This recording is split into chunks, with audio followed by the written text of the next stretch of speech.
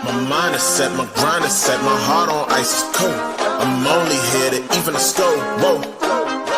My mind is set, my grind is set, my heart on ice is cold. We down right now, but did it before.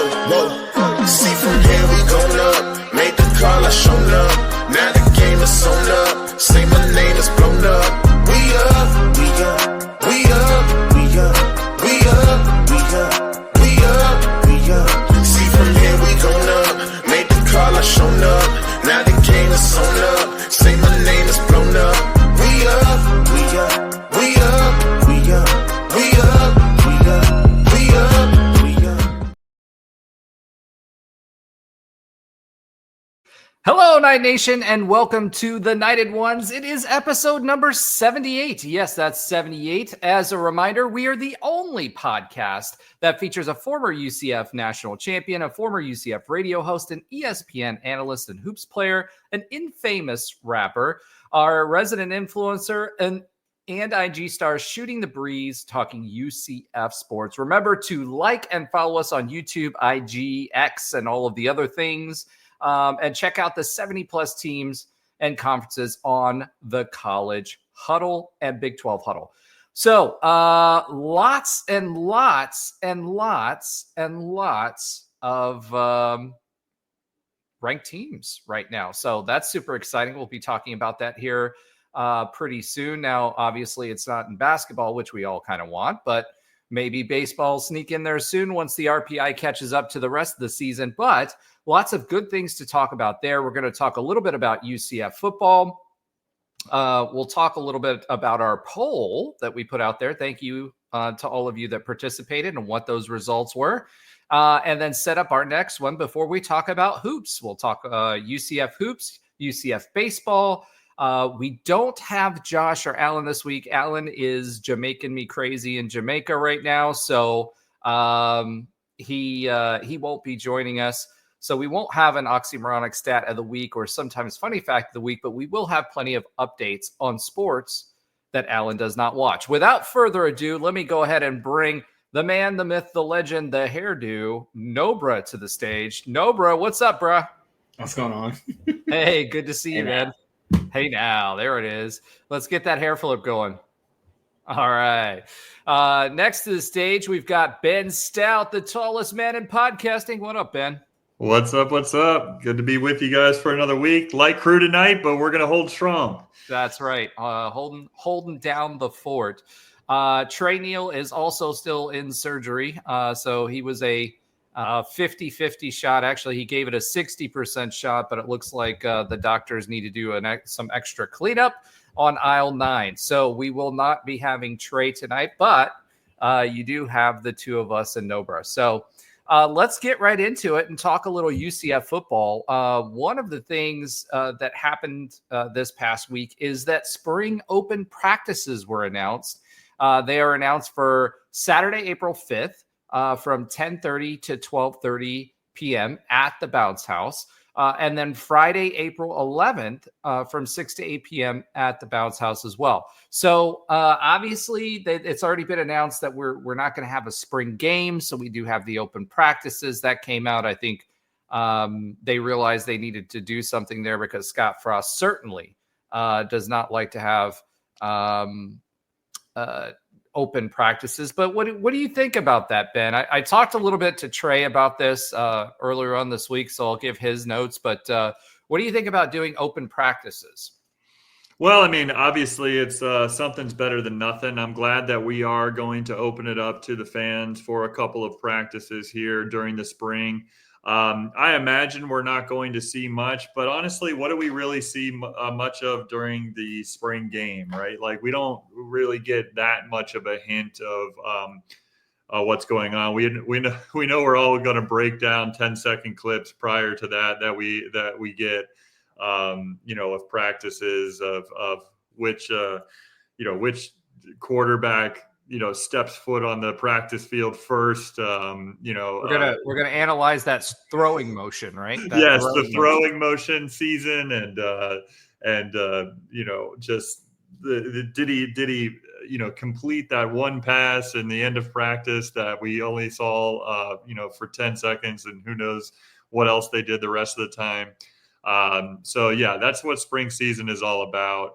It is going to be, I think it's going to be fun to see a couple of practices, and I hope that they structure these open practices in such a way that you do get whether or not you get like a great idea of exactly what's going to go on with the team, but at least get a feel for some of the athletes that we have and kind of put on a show for the fans in these two open practices. Obviously, it's going to be a totally different format and energy than a spring game. But I think that's okay because you kind of lower the expectations and you get a chance to maybe be surprised by a few things. That UCF fans, all of us, including us here on this podcast, are going to, analyze and overanalyze, some of the things that we see in those open practices. But that's what we do during spring ball. We're all just excited for any type of football and any type of preview that we're going to see in the fall. So, I in lieu of a spring game, which I never really have been a huge fan, except for that kind of probably one of the, the first Frost game and a few others that we were excited for as far as spring games go. I've never been like a huge fan of it. I think they're a little bit overblown and overrated, but I guess if we're going to go away with them, and I understand the reasons why, at least we have these 2-hour open practices where we get some sort of preview. Yeah, I mean, look, realistically speaking, spring games are, and especially lately with the format that Gus had, it was not even a spring game, really. You had, you had your favorite players out there returning punts and doing all kinds of weird stuff. But, it's something to get excited about, to tailgate, right. To see your friends, those folks that you're going to see during the season. You kind of get after the Christmas holiday and all of that stuff, it's a long stretch before you get back into the swing of things. So I think we all look forward to it. I talked to Trey about this because the one thing that I was interested in were we going to see stretching or anything of substance, right? So yeah. And the thing we talked about was timing and when those practices were going to be. Trey's supposition is, especially on the April 11th one, that we may actually get to see some scrimmage play. They expect, if they're using the stadium, that there may be some scrimmaging that's going on, and what they're using it for is to evaluate, the talent that they have, number one. So it won't be the ones versus the ones, right? It'll be ones versus twos or threes, and most of the time it won't be the ones out there. Most of the time it'll be the other guys that they're trying to shuffle in the deck to try to figure out who fits where. Because again, this roster is going to change yet again, because you've got that second signing season. Another transfer window opens up. Exactly. Yeah. So, the team that you have is not the team that you're going to have. So it'll be interesting to see, who's going to be out there, who's going to be playing. So there's still some value. And I do think you may see some scrimmaging out there. You may not, who knows? We hope that they'll at least be able to sell hot dogs and Coke, like what George O'Leary used to say, right? Every butt in a seat is a hot dog.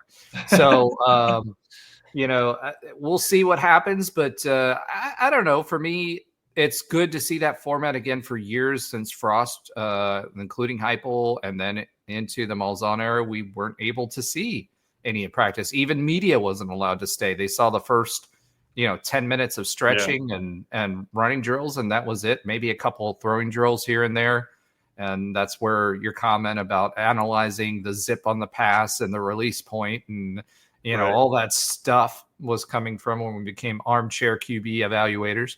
But that was it. So I'm excited that it's twice. We get a 2-hour event. I don't know if they're going to allow any tailgating to go along with that. I doubt it, because they didn't really make a big deal of that. But it's an opportunity for all of us to get together and tide ourselves over until August, when we get back out on the football field again. Yeah, and what'll be interesting too is is just, I mean, it's only 6 days apart. You actually, it would be kind of cool if, and you're going to have to tell me, Roger, if you know this. I don't want to put you on the spot, but like, I don't know, Of course. where do these line up in the like spring practice schedule as far as April 5th and April 11th? Like, what does spring start and run to? And maybe the fans don't know this because I don't, so it'd be helpful for them. Spring football already started, right? And so a lot of that is going to be because remember, it has to do with the ability of the coaches to be able to interact with the team, right? So they had a report date already. That was, I think, a week or two ago that they had to be report in. And so they're going. I imagine this is on the tail end of that. Then this is on the tail end of spring. Yeah, exactly.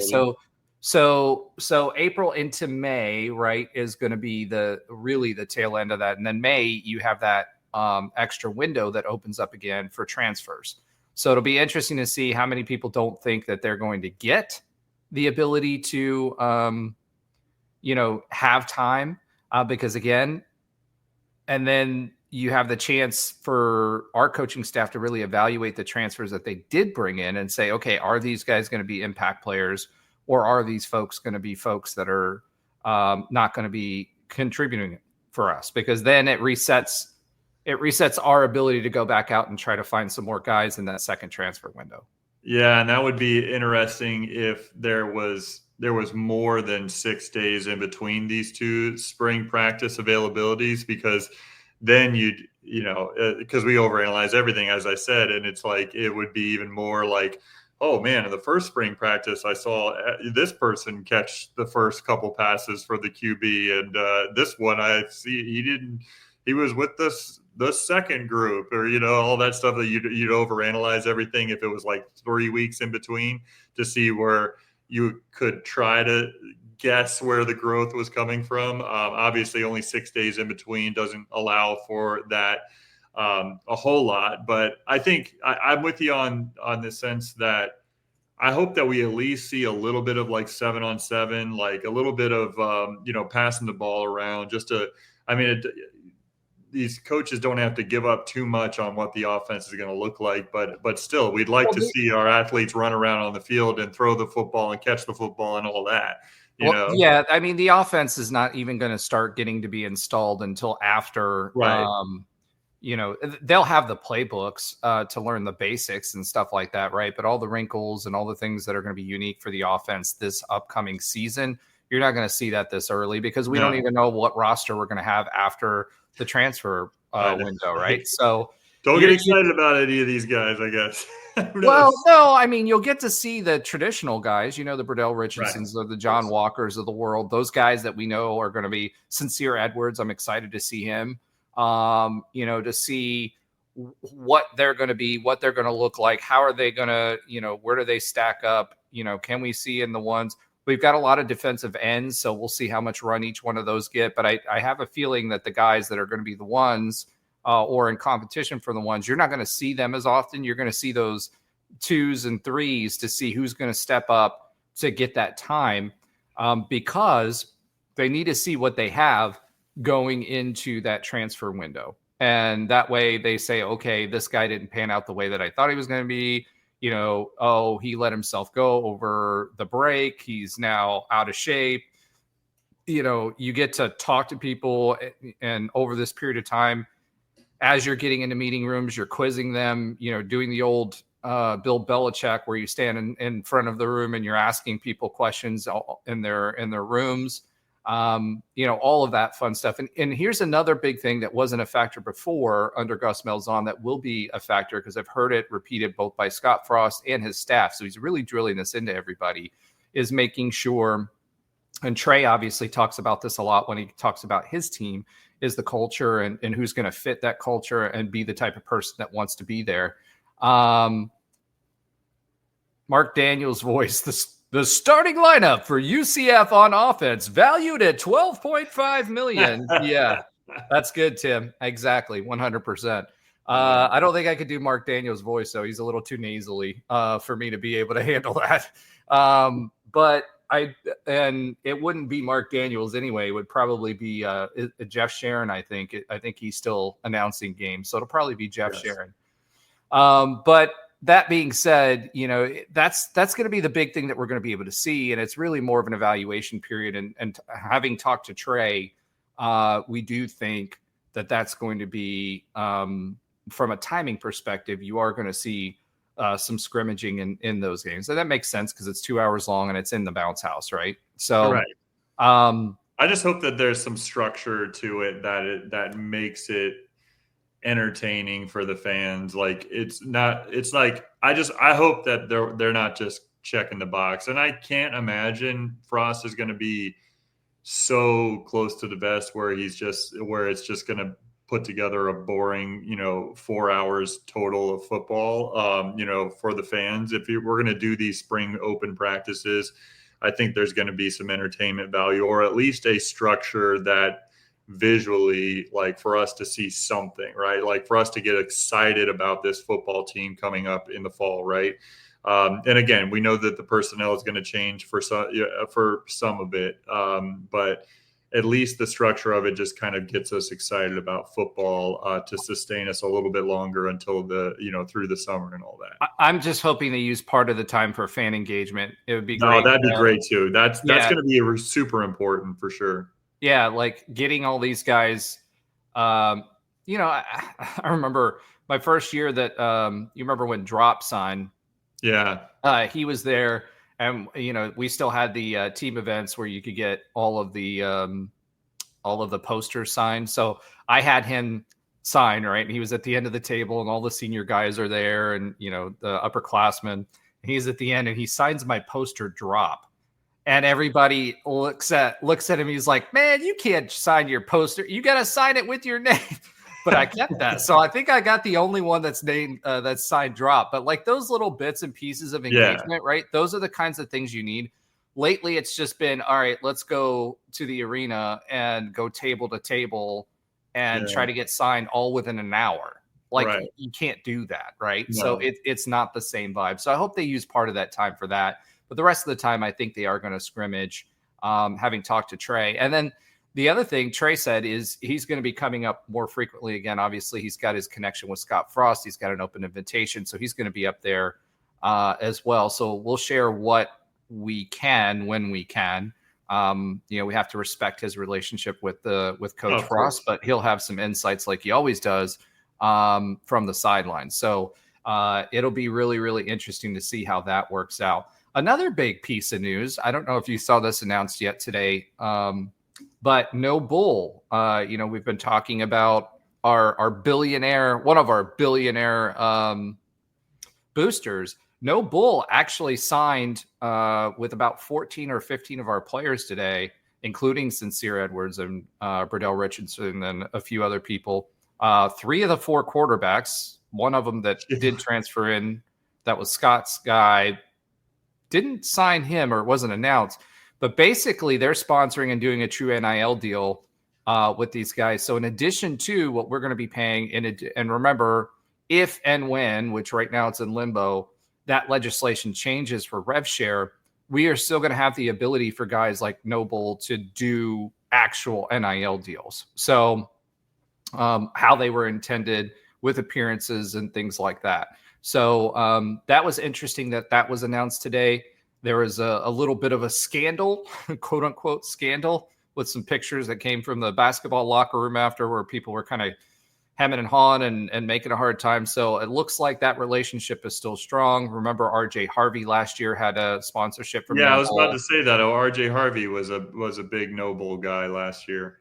Yeah. So, and he shared with his teammates, right? But it looks like now more of his teammates are able to share in that relationship. So that's exciting, because to me, it shows that it's a deepening relationship and a continuation of that relationship with one of our potential, most important current and future boosters as he enmeshes himself more with the program. So that was exciting.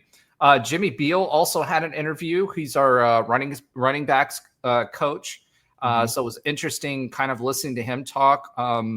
I didn't know this, but Jimmy Beal actually knew Coach Scott Frost for 10 years before this. And basically their relationship, he met him at camps at Oregon. And when he met them at the camps at Oregon, he kept a relationship going, and they touch base periodically. And you hear some of these stories with some of the other folks where he didn't know them really well, but he kind of kept tabs on them, and they had mentor type relationships, which kind of works well there. He talked a lot about Miles Montgomery, right? So he was asked some questions about Miles and what his role was going to be in the running back room. And he said he was really impressed with Miles Montgomery. His strength was a north-south runner, but he's one of those guys that kind of makes a decision and goes, where, RJ Harvey, we're kind of used to him waiting for the play to play itself out, to get behind his blockers and go where he needs to go. He's a speed guy. He's really fast. He had some injuries that he's been dealing with. But it's very interesting to say that. He also talked about Tavion Swift, which is our new 4-star running back. He was our earliest signee for last year's class. And, a lot of people thought when Gus Malzahn moved on that Tavion might as well.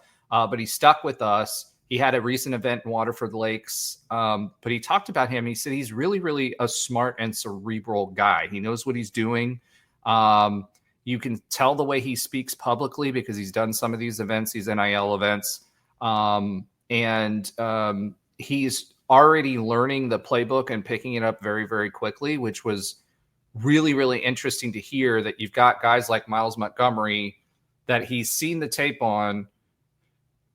He sees what he can do, and then he's already seeing that in Tavion Swift. Now, the interesting thing that he said relative to managing the running back room was that their approach is not going to try to force the running backs with the talent that they have into the system that they have, but to focus on the strengths that each of the running backs have and then expand upon that into the system, right? So it's interesting because that means that, as we're recruiting and you're watching these guys that we're recruiting, you can kind of tell what direction we're headed, but they're going to focus them and it tells you that they're going to use multiple running backs. We had 1-2 punch with AK and Otis back in Frost's the first time he was here.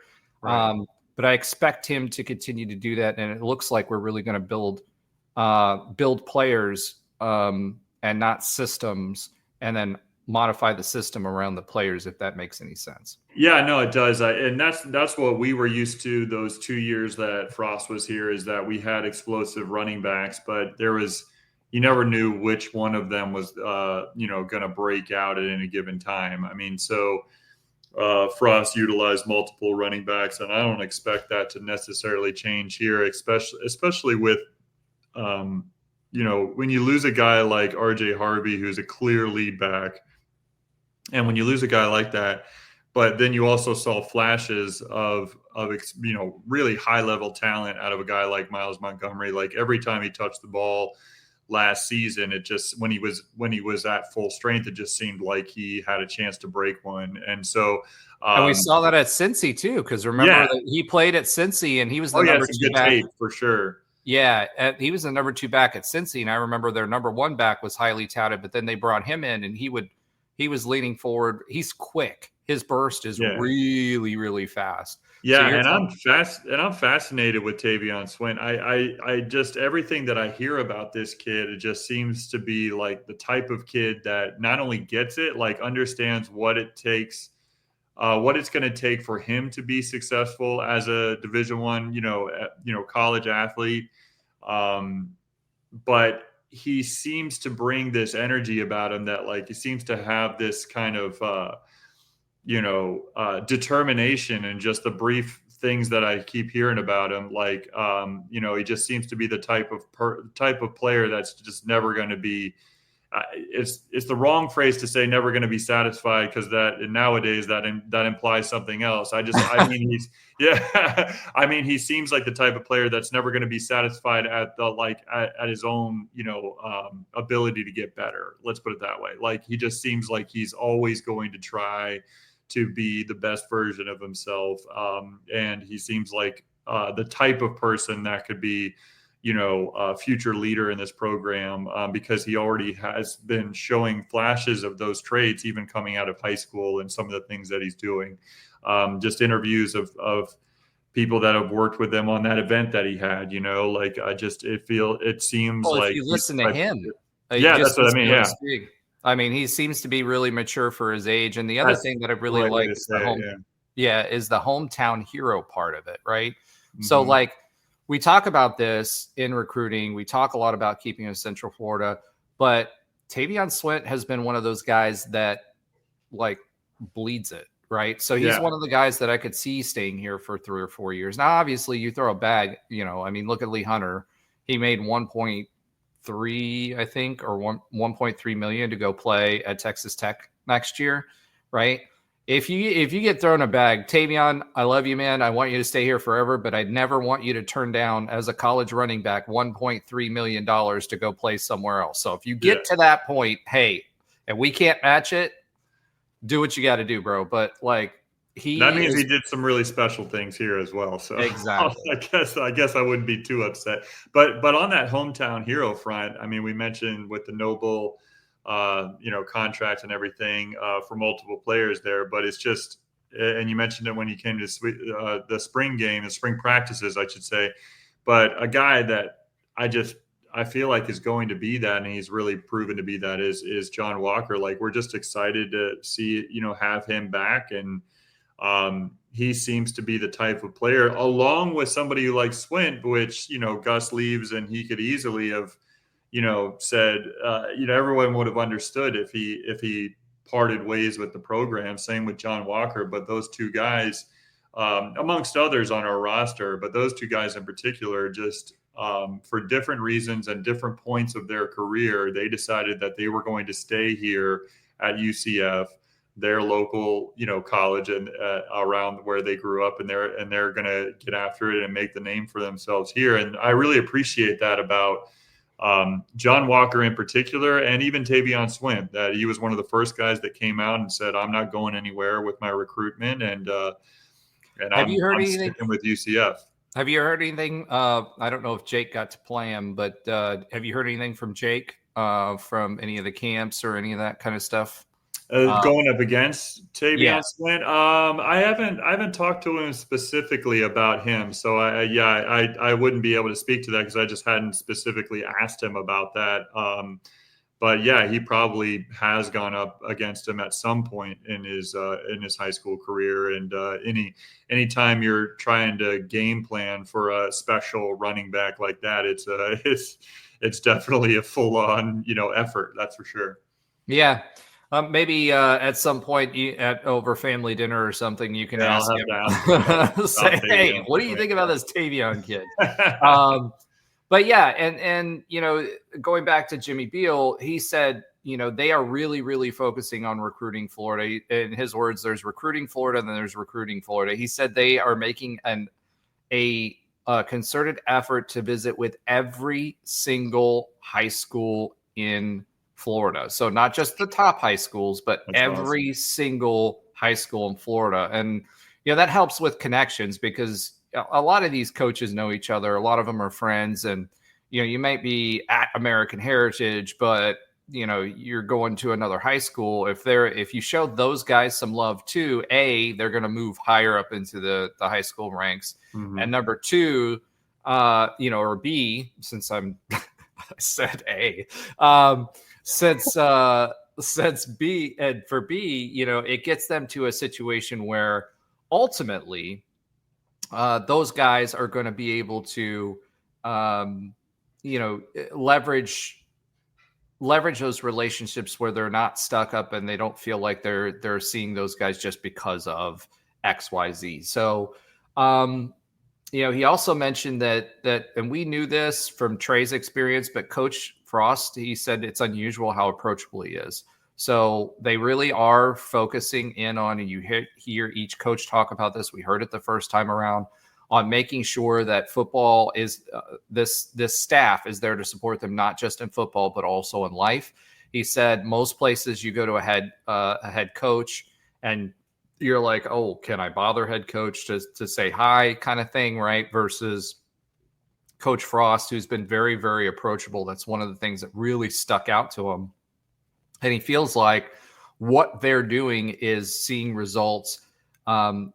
He said for him, watching these guys in the weight room, the foundation of everything is strength and conditioning. And watching these guys in the weight room, they're bought in and they're being pushed and they're not shying away from them. They're not skipping sessions. They're not late. They're not anything like that. He said they're all in and pushing through.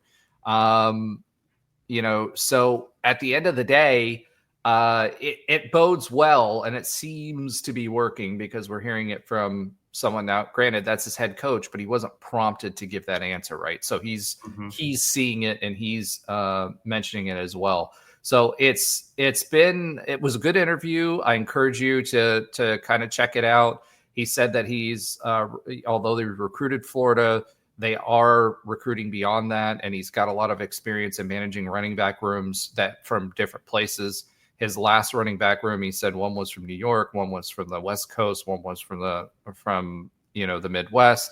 So those are different cultures, and he's had good experience with that. Tim says the days of 4-year player from freshman to senior and graduating will be considered an anomaly. Tim, I agree with you. The question is going to be how does someone like Mike Rapole and No Bull tip the balance there, right? From a financial standpoint, can we pay them enough for it, for the hometown hero theme and all of that to kind of outweigh moving on to somewhere else, right? Lee Hunter's from Alabama. He's got a kid, it makes sense for him. Can we get close enough to not have $200,000 to $300,000 or $100,000 make a difference for someone to move on? I don't know. But we still have to, in my opinion, still have to foster that culture and build it like we're going to assume that they're going to stay here. And then whoever goes. What do you think, Ben? Yeah, and I think it's gotta stem.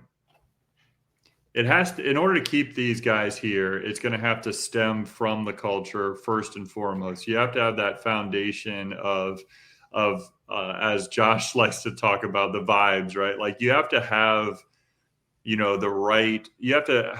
right culture around the team to where these guys are so motivated to be together and to stick together and really work together for a common goal.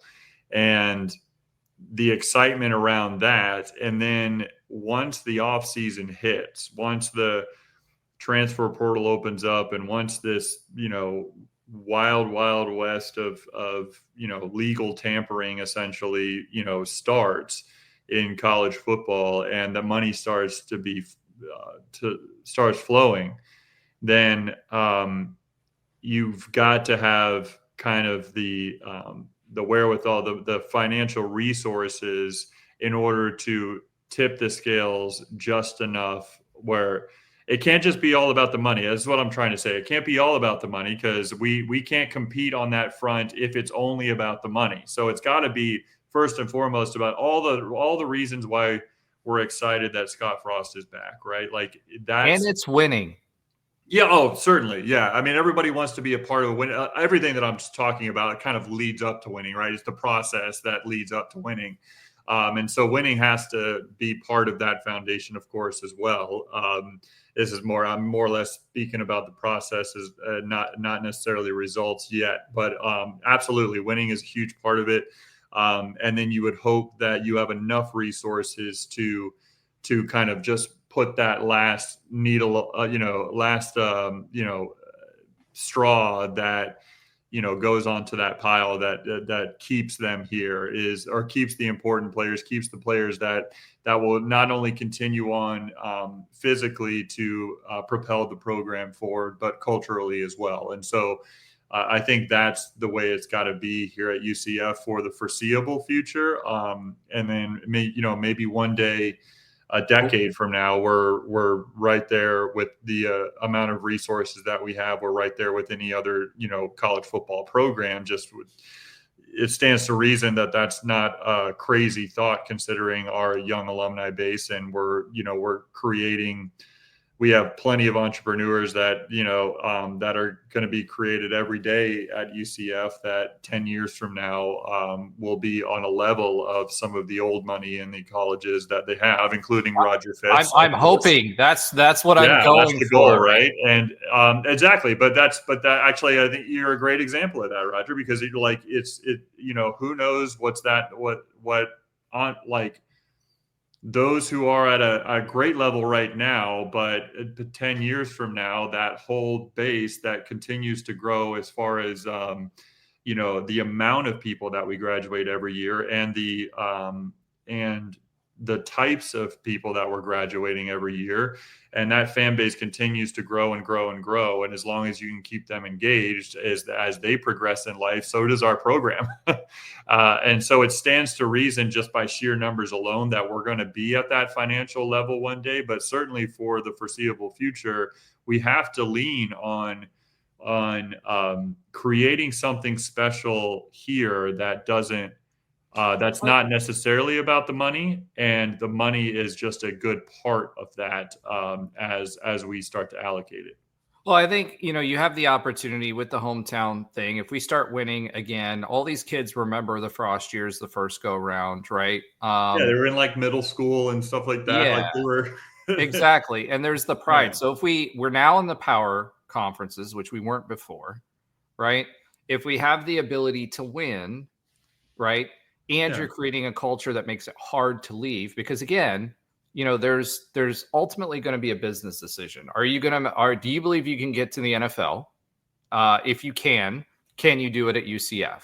And then the second part of that is, if you're not going to get to the NFL, are you going to go, try to perform the best that you can and then try to get paychecks? And then that second scenario that we were talking about comes into play, right? Because if you've got a team that is working well together and you've got friendships and bonds and strength, you see this out of high school where players try to go to the same college, right?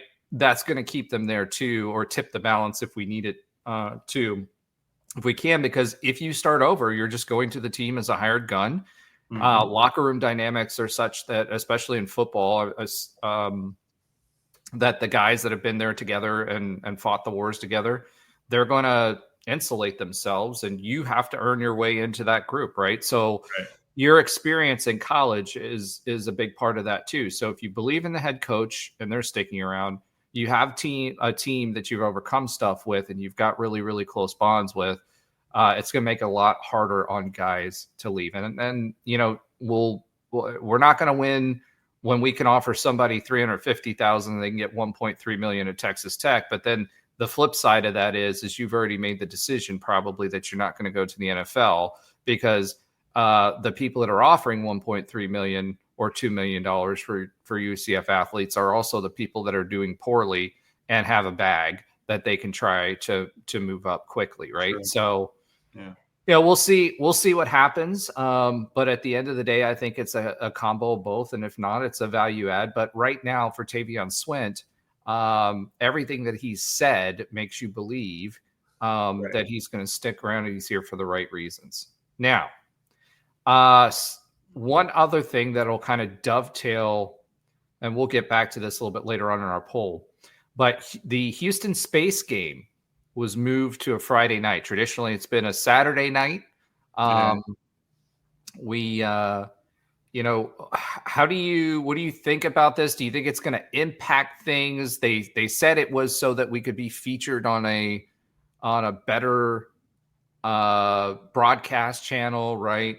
And we might try to make this into a thing. I hope Houston eventually gets into it, and with the uniforms and stuff, the alternate uniforms and stuff like we did before. I mean, we obviously have shown that we can do that. We did it with the Cows on the Black Friday games, right? Yeah. And that was a success for the AAC.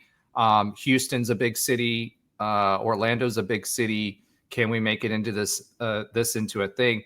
I like Saturday night games. We didn't get hardly any last year. So I'm kind of bummed about that. But how do you feel about getting pushed from a Saturday night game to a Friday night game?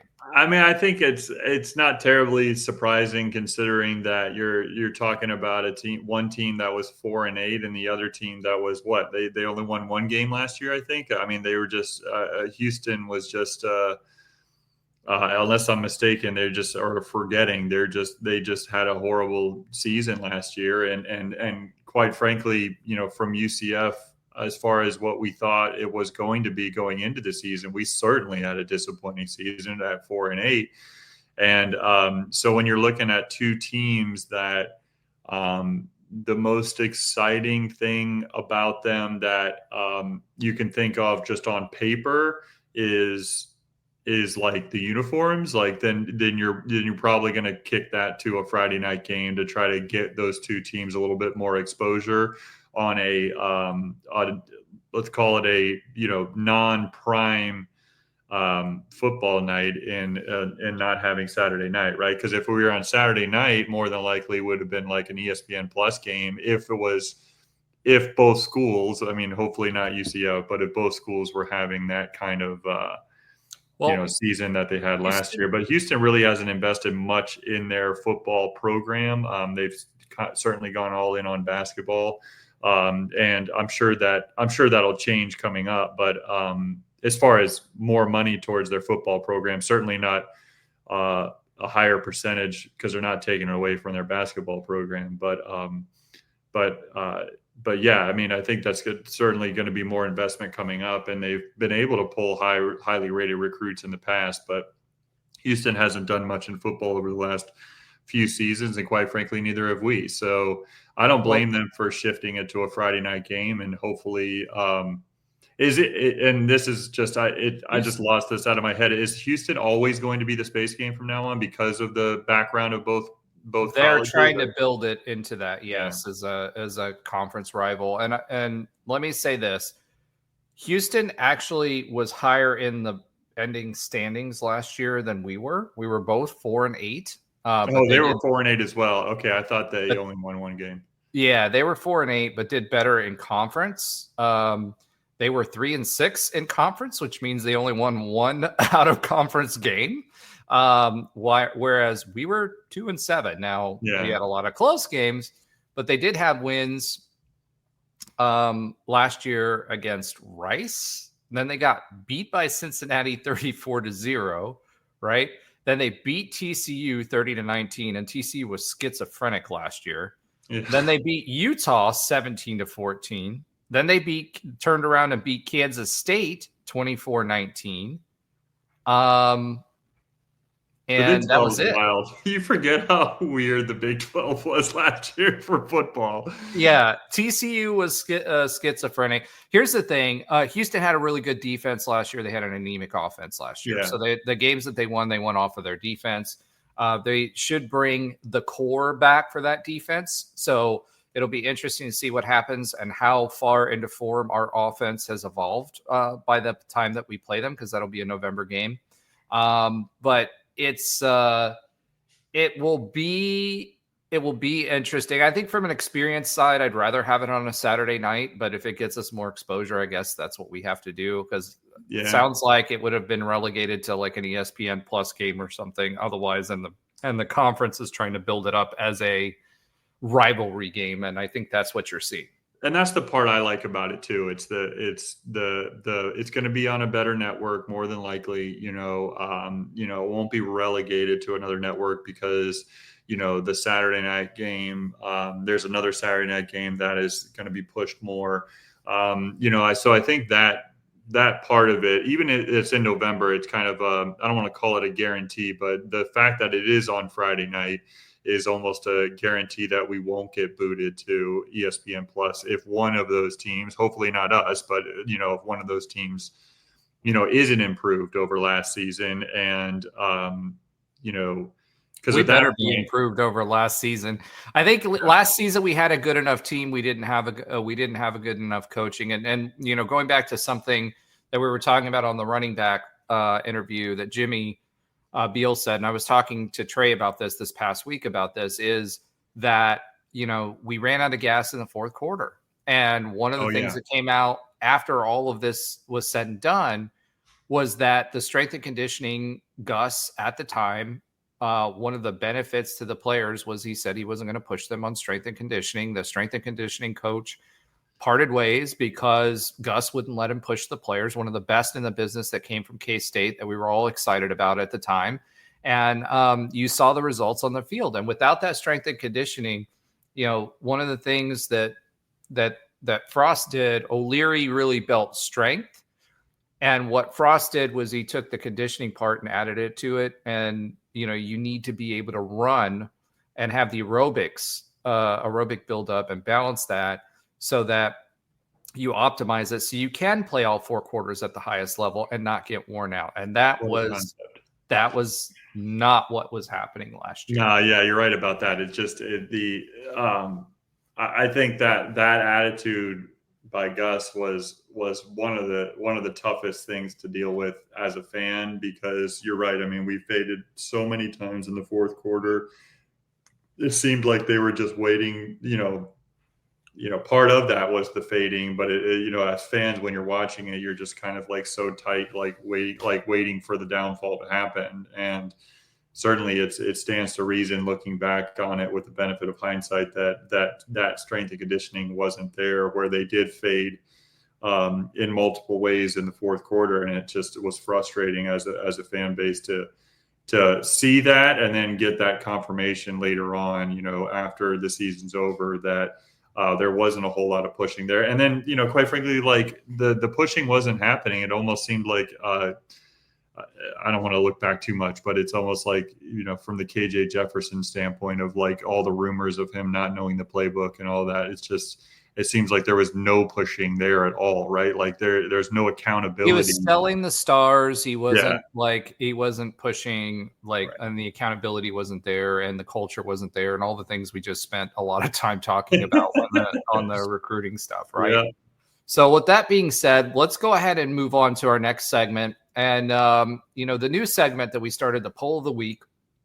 This is our second week doing this. And last week, we asked Night Nation, now that things had kind of died down, whether the administration at UCF, if they felt that the administration at UCF was out of touch with the fan base and misunderstood or did not understand the fan base. And so we had a result of 90, a lot more participation this week, which was great. Let's keep that going, keep sharing it. 90.2% of the respondents said that they felt UCF was out of touch with the fan base. Now, obviously, DeSalvo and his team and his creative team, that's one of the stalwarts that kind of have stayed here year over year, and I think he's still good. Jimmy, obviously, is still good. But the fan base truly feels like the admin is out of touch. And that was our point last week as well. Not last year, last week. But the continuous things over and over again. And one additional thing, which we'll talk about when we get to the hoops segment, might also reinforce that as well. So 90.2%. So I think it kind of reinforces what we were saying last week. What do you think, Ben? Yeah, I mean, he has, Terry Mahajer has, he has stubbed his toe numerous times, since he's been here.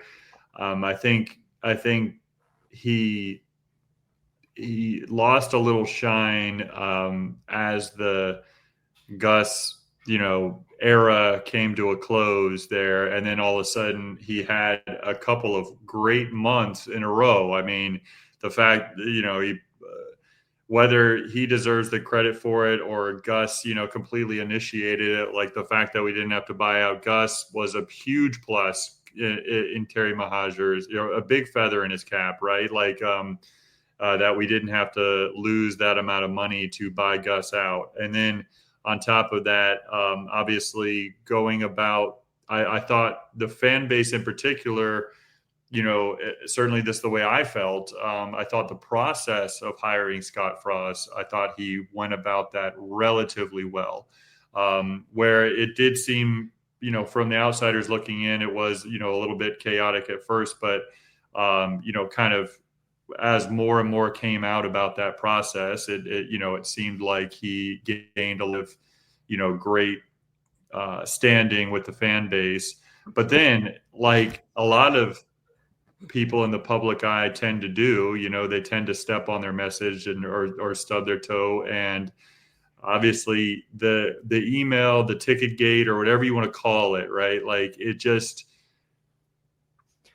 something that a big time program, but especially at a program that is like UCF. Like we are a very unique fan base with the youth of our fan base, with the kind of chip on our shoulder kind of attitude that we have coming from the AAC, and always trying to be striving to grow at our national standings, and the fans that were included in that email, being lumped in with, I guess, an unintentionally lumped in with a group of people like ticket brokers and things like that I'm not so convinced. I'm not convinced that they weren't intentionally included. The problem with it is the messaging that went with it. If the messaging would have been softer, think about it. Okay, so in your business, right, Ben, if you sent out an email to all of your clients, your active clients, right, and use that accusatory language, I don't think he would ever do that. No, I don't think, of course not. At no other business would you be able to do that. I certainly couldn't do it at any of mine, right? Right. So I think that's where he really stubbed his toe, and then not coming out and adamantly apologize. But I don't want to rehash that because we've had a whole episode about it, right? We talked about it all last week. But Tim said fans are just bored right now. Terry could have dropped the Epstein list and someone would feel not listened to, which is hilarious, Tim. But I will say this, for me, I think what it is, honestly, with Terry is that it's a continuous stubbing of the toe. Yeah. It's not, why isn't he learning? One incident, right? It's the, hey, the G5 reference of what was it? FAMU or FIU or FAU or FIU reference in his opening. He just doesn't seem to understand that we're, yes, in the pecking order of the P5, we're not the top of the P5, right? We all get that. Right. But what are you doing and what are you communicating that's pushing us there, right? Not bowing down for the 2-1 or 1-1 or whatever he said it was for the scheduling thing, right? That's that disconnect. UCF fans don't want that. Right. They don't want that. We want to be the challenger brand. In order for us to be the challenger brand, you have to challenge the norms. And that's why we liked Danny White. Now, again, he's following Danny White. You see what he's doing at Tennessee. It's one of the best ADs in the country, right? And yes, it's easier at Tennessee, but he still has to move the needle. There were plenty of people at Tennessee that didn't move the needle. And it's about that leadership style and pushing that I don't think Terry understands, even if it's about expecting more or pushing for more or putting those lofty goals out there, because we have it as a fan base for this program. And although we're not there yet, we need to be talking about how we're going to get there. Okay, we have the $12 million that we need to catch up on with everybody else, that everybody else has got more money, right? The messaging just sucks. Whoever his PR person is. And I think that's what I was thinking. It's like, we can, no one's feeling sorry for Terry Mohajir because he followed Danny White, but because the reality is you did follow a guy in Danny White who, I think one of Danny White's biggest strengths is that he was extremely sophisticated in how he could enter any room and make everybody in that room feel like he knew how to speak on their level, knew how to talk to them, knew how where he could talk to the the top, billionaire CEOs in a certain way, and be completely genuine in that conversation, and then talk to, guys like me at just, alumni of the school that, talk to about any topic involving UCF athletics, and make sure that both of those groups genuinely felt like that conversation was important to him. And I think that while Terry Mahajer means well, and I don't think that he necessarily is I don't want to call him like an ingenuous person, because I don't think that he is, but I think that he lacks sophistication to be in the role that he is. He lacks a certain level of sophistication to be in the role that he is. And that has, not only been an observation from the fan base, but I think it's been an observation of people who I know have been in the room with them on certain negotiation type things that are very serious and involve a lot of money. And they're a different conversation than, hey, I'd like to just win more football games, Well, or let's just talk about some more recent examples. The Ted Roof thing, right? Pay the man his money. You're going to pay more in legal fees, and he's going to end up winning anyway. What's the point? I know that exactly. And that's such a great example too, because I didn't really get a chance to talk about Ticketgate last week. So I don't want to hatch it too much, because I know we talked about the whole episode, but I feel like at the end of the day, what were you even sending that email out for? You were just trying to get a little bit more in ticket fees if they resold their tickets on Ticketmaster. Is that a hill that you want to die on?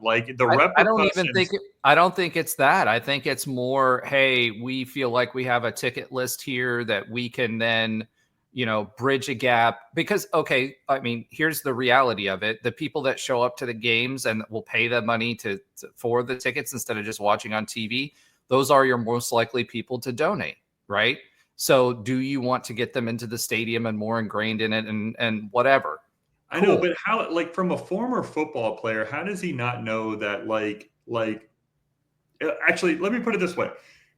It showed that he does not understand what the UCF fan is. And as a guy that has been around the program for going on 25 years now, and both of us have, it's just we understand what UCF fans are. We understand what Orlando sports fans are, and what Orlando sports fans are. And I don't care who I offend to this, because it's the dang truth. I'm an Orlando sports fan. I'm a UCF alumni.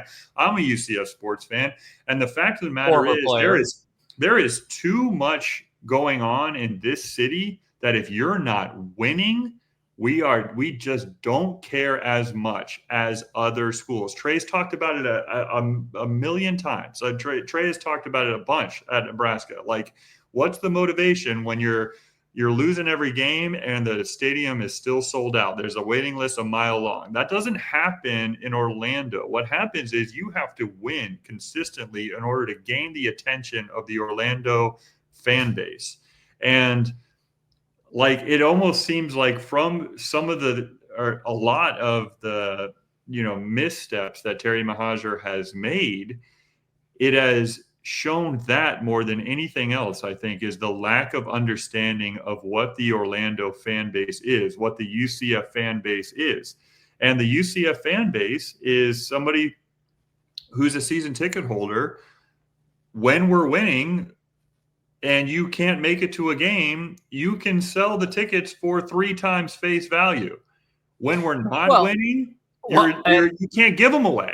Well, and that's especially true, right? When you've given people the vehicle to sell said tickets, and you're getting a fee off of that too, and generating revenue off of that too, and Ticketmaster, right? So, but the bottom line, that's what he's going after. He's going after the $5 fees, $15 fees. It's come on, that's not what we're going to look at right now. That shouldn't be the hill you're trying to die on. Especially not after a 4-8 season. People are getting moved around because of the stadium construction. You're losing parking. All those things are happening right now. So it was just not smart. And then even if you were going to do it, change the messaging. It's not just us that's doing this kind of stuff, right? Who looked at but at the end of the day, my problem with Terry Mohajir, the way Danny motivated the UCF fan base was not crying what we didn't have. He talked about what we wanted to aspire to, and that's the part I think that he's missing on the messaging. The way to motivate us is not saying, "Hey, we don't have this, so we can't compete." It's we need this. How do we get there? This is my path forward. If everybody does this and then engage that positivity, that's where you're going to motivate people to join in. Tim says you have to make UCF into as the only thing in town, in a town where there are a ton of things to do. I think from football perspective, it can be, and there's a core group of football. We have people that are season ticket holders that are not from here, didn't go to college here. A lot of our big donors didn't go here. They're not from here, but they live here, right? So you absolutely can do that. The challenge is you're in this precipice where you're trying to grow the fan base, but at the same time, you don't have the stability yet, right? And you're not winning games, and you've got to understand the messaging. And that to me is where Terry Mohajir loses that. And even the decisions that he's making and the way he's trying to message around them, even the decisions like taking a 1-1-1 with Florida or whatever you want to call it, which was really a 2-1. You don't do that. There's the pride, there's the aspiration. You focus on aspiration. And that's why I agree with 90.2% of the fans out there that the administration currently, not everybody in UCFAA, but the administration currently is out of touch, right? So, and then the last thing to your point, Ben, Danny's ability was not just because he naturally had an uncanny ability to do that. At the time, his team would go out and poll people from all over the fan base, not just about topics before he spoke on them. So they would go out and engage with the average fan, the one that isn't donating. They would engage with the shareholders. Whereas everything that Terry's focusing on right now is the shareholders, which is important, but they are not the majority of your fan base. So that's that. Tim says, think about it. UCF football games are Ripley's, believe it or not. UCF football game every day of the week. All right. So for this week's poll, let's go ahead and talk about what that's going to be. Johnny Dawkins, the season's winding down. We'll talk about this a little bit more as we get towards the end of our hoops section here, right, about his future. But do you keep Johnny Dawkins for one more year? Remember, he does have a buyout.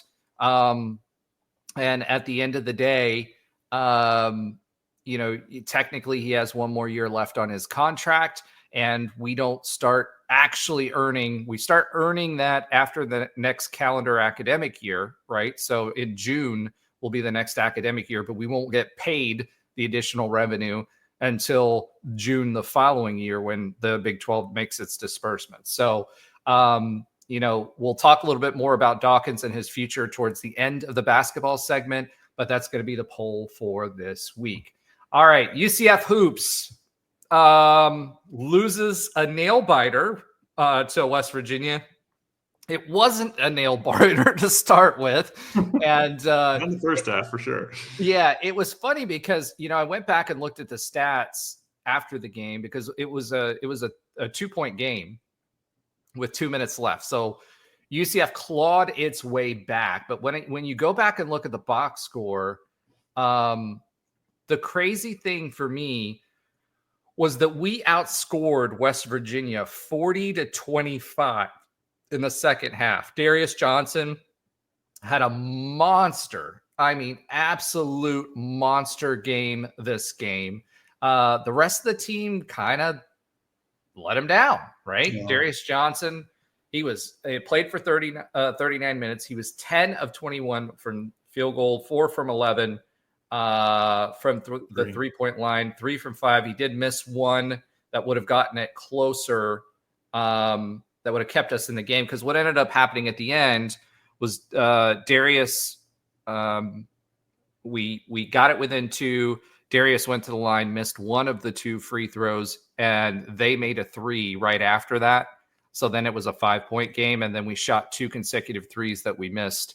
And that pretty much, then it was a foul frenzy, obviously, to try to slow down the game, to keep us in it. So, again, they outscored us 47-25 in the first half, and we outscored them 40-25 in the second. And we were, really, really close. From a stats perspective, we shot 39% from field goal. They shot 40.9. 3-point percent, we shot 32. They shot 32.4. Very even game, yeah. Yeah. Free throw percentage, we had an off game. We normally shoot around 80%. We shot 64.7 versus 60 for them. Rebounds were close, 39-44. I mean, all the way down, this was a close game. We had 11 steals, but both of us had way too many turnovers, and our points off of turnovers were 17-16. Again, you go all the way down the list, except for the largest lead. West Virginia at one point led this game by 27 points. Right. Which is kind of crazy how we were able to claw our way back in this game. And I think one of the stats as far as the box score that kind of sticks out to me is just Keyshawn Hall just had a rough night shooting. I mean, 1 for 10 from the field. Like, he just couldn't quite find the rhythm shooting. And so that's one of those things that, when you got your leading scorer in the Big 12, just having that off of a night, just couldn't quite find a way to put the ball in the hole. I just think that's hard to recover from. But then, valiant effort from DJ. Mustafa as well had a pretty good game, kind of a solid overall game, kind of a game that's like him. Dalen Coleman had a couple of big rebounds down the stretch, a couple of big hustle plays like he usually is accustomed to doing. But at the end of the day, we just couldn't quite claw our way back from, as you said, a 27-point deficit at one point. Well, and the challenge is we saw the same thing. We pointed this out last week or the week before. Keyshawn Hall's problem is that he gets in this mindset that he doesn't open up the rest of the offense so that he then opens up, right? Because he's the leading scorer in the Big 12, right? And as the leading scorer, you're going to get doubled. And so he's getting doubled, but he's got pretty decent handles. He can, outperform most folks in a one-on-one situation. The challenge is that he's not passing the ball. And you saw it again in this West Virginia game, is he's dribbling into defenses and he gets himself in trouble when he can't take his momentum and that first step and get to the hoop. And it's resulting in turnovers. And that was his biggest problem this game, and why he had such a low field goal percentage is because he should have been passing out to open up himself later on in the game, because that's where he's scoring his points. As similar as the rest of the stats are, that's the one stat that actually is far different, is they had 17 assists as a team and we had 9. I think that just displays what you're talking about, is when the guy that we lean on the most to put the ball in the hole, isn't getting the rest of his teammates involved in order to get himself going, as you're saying, isn't putting in the extra effort on defense either to lead a break or to flip the court around and try to turn it into instant offense. Because of that, I think we had a little bit of we tend to struggle when Keyshawn struggles because the whole offense isn't quite moving. We get stuck kind of watching him, or he tries to do too much with the basketball in his hands. Because he's actually a pretty quick decision. It's one of the reasons why he's such a good scorer, is because if he can get the ball in the right spot on the court, and has a one-on-one matchup, or if it's spread out and somebody like DJ got him the ball in the right position, he's a quick decision maker, and that first step that he has is he can get by people quick. But this game kind of got into a little bit too much of a one-on-one fest with him. And as you said, he's the top of everybody's, scouting report when they prepare to go play him. And West Virginia has one of the best defenses in the Big 12 overall as a team. And so, of course, they're going to key in on him. And that was the difference in the game. Well, 1/3 of the turnovers belong to Keyshawn Hall. Right. And we had 17 turnovers, right? Which is too many.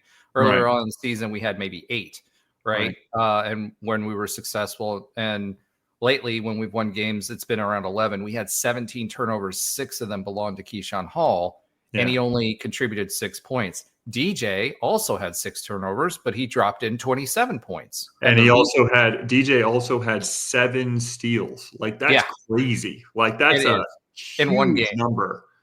That's a huge number, So, I mean, he's contributing on both ends of the floor. And so, 6 turnovers, but he had 7 steals. So he got back 1 more himself, it's just, I don't know. It's just, and we can't say enough about Darius Johnson. His last regular season week of basketball, I mean, on senior night, we didn't talk about the Oklahoma State game, but we won against Oklahoma State at home on senior night.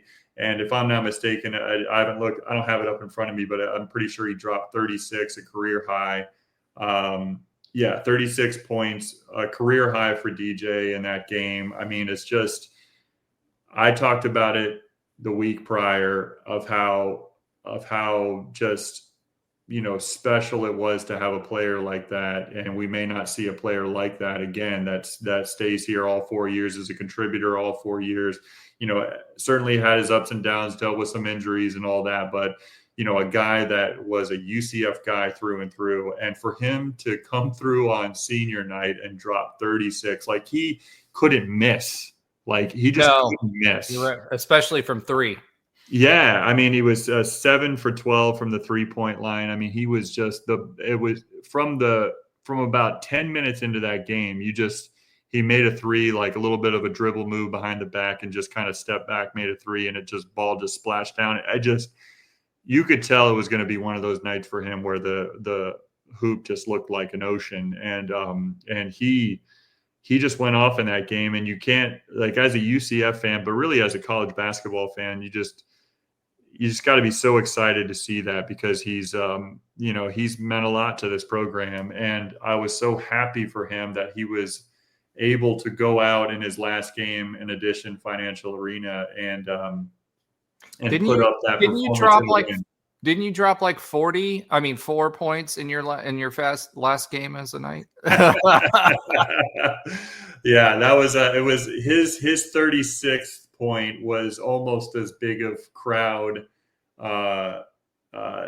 a big of crowd reaction as my 2 points that I finally scored on the last game at the UCF arena back in the day. But no, that was an interesting game too. But yeah, what a moment for a DJ. Super happy for him, and he carried that into the game at West Virginia, and quite frankly, like, who knows what he can come through with this week as his kind of last hurrah in March in a UCF uniform. And hopefully it's, just a preview. This past week was a preview of thing to come, because DJ is playing at a very high level right now. Yep. So as we talk about that, we're entering into the Big 12 conference championship. We talked all season about the potential for us to make the tournament as at large. That door is pretty much closed at this point. So we either have to win the tournament, which is going to be very difficult. I won't say impossible, because there's a minuscule chance. Sure. But I wouldn't bet on it. But we are playing Utah tomorrow night. That starts March 11th. So you guys may, by the time this gets posted again, and you're listening to this may have already happened. But we are starting with Utah, which, believe it or not, that was a tougher game than we thought. They have a lot of bigs. We don't have a lot of depth in our front court. Even Rokas was in a boot. And, they have that 3-point shooter that was really bad the first half versus us, was really quiet and really turned it on the second half. So we're going to need to be able to guard the 3-point line. The other thing for me, for the keys to any of these games, is Keyshawn Hall being patient enough to pass out of the defense, not dribble into a defense and try to make things happen, to space the floor a little bit more than what happened before. And then obviously defense. After that, we have Kansas and Arizona. And so it was funny because we were talking in our text talk or our text thread about, who we wanted to line up with on the path through the Big 12 championship. And believe it or not, my preferred path was Utah, Kansas, and Arizona, because I think we do have a shot at all three of those. The biggest one that scares me, Utah is going to be a tougher game than I think people expect because we won the last one. But the one that really scares me is Kansas. And the reason for that is the front court. They have a really, really strong front court. They've got a bunch of guys that have been there, done that. And, the first game, obviously they embarrassed us, but the second game we played a lot better, and it's a winnable game, but without the front court depth, if they get attack Mustafa Chiem, it's going to be really, really difficult for him to stay out of foul trouble. And then we've got Benny Williams after that, what I mean? So I almost think that Coach Dawkins has it set up for a small ball type setup if Mustafa ends up in foul trouble.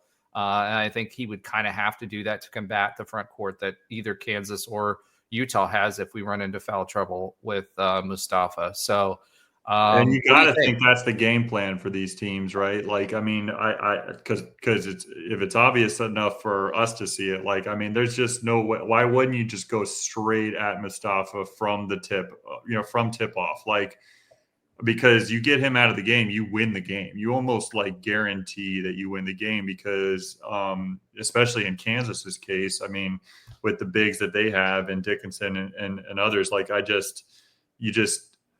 if you can take him out, like you've got nobody that can guard them in the middle. Like Benny Williams can try his best, but he's just not at that size where he can be able to be a difference maker down low. And he's a stretch four. Yeah, he's a stretch four. He doesn't want to, like, he can sky up and block a shot now and then in transition, especially, but he's not the type to guard a post player at the level of Hunter Dickinson, who's just got that, it's got a huge advantage on him in both height and weight, and he's going to back him down and he's going to score on him. I mean, it was evident, and I've talked about it numerous times since, but it was evident in the first game at home against Kansas when, the game was I think it was a 2-point game or a 3-point game, and Mustafa Chiem goes down with his third foul or second foul in the first half, and Hunter Dickinson went on a 12-0 run on his own. And that was the biggest difference in the first game. Obviously a 51-point, drubbing was, there was a lot of difference makers in that game, but the biggest difference was that front court, just power that they had, we couldn't do anything about that. I would say that I agree with you. Kansas is one that you certainly want to get there. You can't let Madsen on Utah get hot. I think we have enough firepower, even with some height differences, and they're big men. While there's two of them, and they can contribute. They're not obviously as scary as the Kansas front court. I think we can overcome that with a little bit better team defense overall. But you've got to be able to find Madsen the entire game. Like, you can't. Well, I mean, they were dribble handoff or screening him for threes. They were running him off of screens. They were creating it. Yeah, if I can remember correctly from that game, which I believe I can, like, they were running him off of screens and they'd have a dribble handoff on the other end, and they were just getting him open in rhythm, and he was knocking him down in the second half. It was actually, if you watch that game back, if I can recall it correctly, I mean, we were kind of lucky that he was off in the first half, because who knows what the deficit would have been. But obviously we were enough to have a 1-point lead and a half in that game. And then we just controlled the game enough in the second half. And if I'm not mistaken, that was one Mustafa's best games of the season too. He had 18 points, 9 rebounds. He had a couple blocks. So he had a great season. Man, I know that I'm like gushing over him like every week, but it's just rare for a player like of his size and his just ability to get better over the course of the season. Like he never seemed to hit a freshman wall this year. Like that kid is something special. Well, and it's athleticism, right? Yeah. For that size, you typically don't get that. I mean, we've had good luck with big men. I mean, we've had good coaching for big men too. Agreed. The thing that scares me a little bit if we do decide to go small ball is that we don't have as many options there. I mean, we're thin now. I mean, we're thin. Juice is out, Sellers is out, you know. So when we're talking about that, it's a little scary because even if we went small ball, if one person has an off night, I mean, Niels Mahosky, right? He played 18 minutes in this last game. The previous game, he had almost a double-double, but then he goes 1 for 4 and scores 2 points, right? Right. Tyler Hendricks has been stepping up admirably as well and has been like an energy guy. And JJ Taylor has been playing well in spurts, right?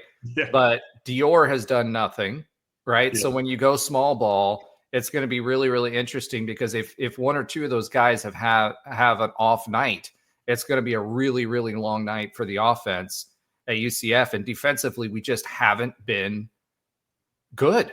Yeah. We haven't been good enough. Let's put it that way. Right. We're gonna have some form of out of necessity. We're gonna have some form of a 7-8 man rotation, but that 7-8 man rotation is just, it's not going to include. I mean, I haven't heard and I haven't asked around enough to know this, but is Mikey Williams out for this tournament? Like, what's going on with him? Like, the only thing that we've been told is that he can come back. Not necessarily for this tournament, but a tournament, whether it's this tournament or So he's out for the Big 12 tournament more than likely. He's going to be out. That's what I'm saying. Like there's not a lot of firepower and depth behind there. So even if you go small ball, it's going to be tough to do that too because of the depth. We've got 3 starting quality players that are out offensively. So I mean, when you look at our lineup for the West Virginia game, it's kind of crazy that we even came back and made it the game that it was, because when you look at the lineup that was in that game, you got Darius Johnson, Keyshawn Hall, and Mustafa Chiam as like the main players that got a lot of minutes. And now, yes, Debo Coleman as well. Like he gets a lot of minutes as well. But let's be real, Debo's there to do the. Yeah, he's not going to help offensively. He's just he's the heart, he's the hustle, follow the rebound. Yeah. Help with the offensive rebound. Yeah, he's kind of the energy guy and he's a little bit of a glue guy, but yeah, I mean, as far as the people that you're going to rely on to put the ball in the hole, I mean, you got 3 guys on this team, and that's and one of them who may be in foul trouble midway through the game, and one of them that may be in foul trouble midway through the game. So you're right. Like, really tough. Of the 3 difference makers, you got like, if you lose Chiam especially, you're just like done. But even if you lose Darius, it's like, who's bringing the ball up the court and like managing the team the way he can on the court. Like, we need all 3 of those guys to play like 35, 36, 40 minutes in these games. And if you're talking about trying to win 5 games in 5 days, I don't think that's sustainable. But, you got to take it one game at a time, one half at a time, one play at a time. And Utah is up first. And I think while with some of our injuries, I don't think we match up as well as we could have. And we don't match up as well as we did the first time we played them. But that being said, I know that we have enough talent to overcome them for one game. It's just a matter of what is that game going to take out of us, where we got to just line it up against Kansas. So what's at the very next day, and just something in general that I don't want to say it surprises me every year, but obviously the 2 years we've been in the Big 12, it kind of hits you at this time of year, is that like how important the Big 12 like regular season is for this tournament. Like the fact that Arizona has to play 2 less games than the rest of the teams, or all but 3 other teams, I should say.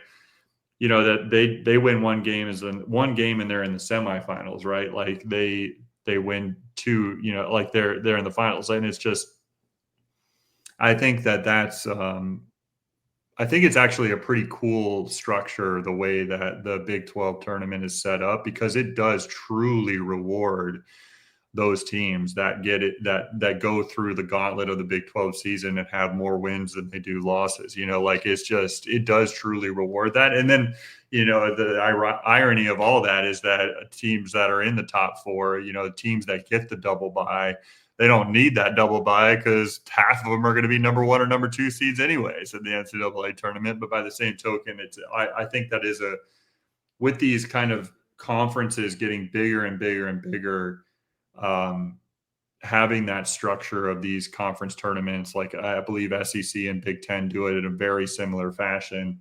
I just think it's interesting to me because it really does set up and reward those who have a good regular season because they deserve it. Yeah. So, the big thing there to me is, I think for a game like Kansas, where, they're coming in cold and we coming in playing the previous night, I think it's actually an advantage for us. But then once you get to like the Arizona, you've got 2 games under your belt in 2 days, you're wore out. You're like, it's going to be tough. Let's go ahead.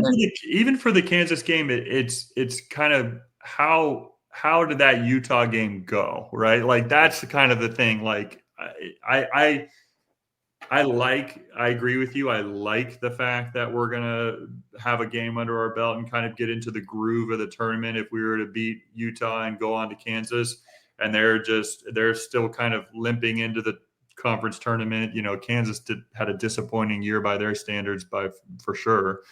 And so I like the fact that we'll have a game under our belt if we can get past Utah, but you're right. It kind of depends on how that Utah game goes, where like hopefully we don't get too beat up in order to win that game, so we can at least no double overtimes for that. Yeah, I don't want any of that. That's for sure. All right, so let's talk a little bit about the question of the hour that is coming. Right, we're not quite there yet. We're not going to get any clarity on this yet. I don't think Terry wants to get ahead of this yet either, but Dawkins' future. So we've talked about what we think in the fact that, it's time to move on from Coach Dawkins, as much as we love him, respect him, all the things, superlatives, right? And that's going to be coming to a head soon. Any AD worth of salt is going to have 2 or 3 options on his short list for every coaching position that he has on staff. Now that the regular season's over, there was a ton of noise about, Coach Dawkins and his seat being hot, etc. However, today there were some rumblings out there that the expectation may be that Terry keeps Dawkins for another year. He has 1 year left on his contract and about $1 million that we owe him if we part ways now. So, there's a host of questions that go along with that. Let's start with number 1. Would you, in this situation, keep Johnny Dawkins for 1 more year to avoid paying out that $1 million and getting us to that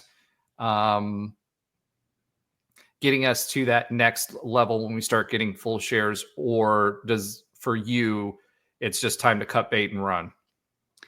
I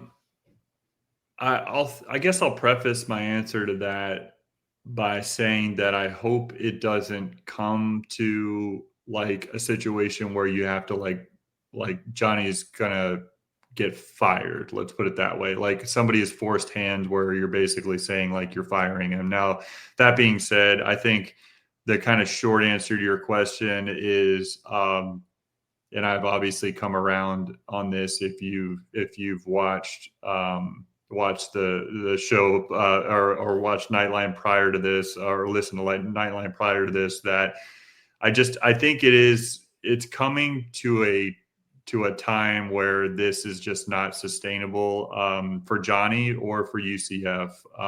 I think it's, for me anyways, it's kind of getting exhausting, just kind of the ups and downs of this of each season, where we kind of raise our expectations and then we kind of have that February lull, that kind of late January to February kind of slump that we've seen numerous times throughout Johnny's career here. And so I think it's just becoming that time where I don't know necessarily that like Coach Dawkins is necessarily like ready to keep this going anymore. And that's with zero discussions with anybody inside the program.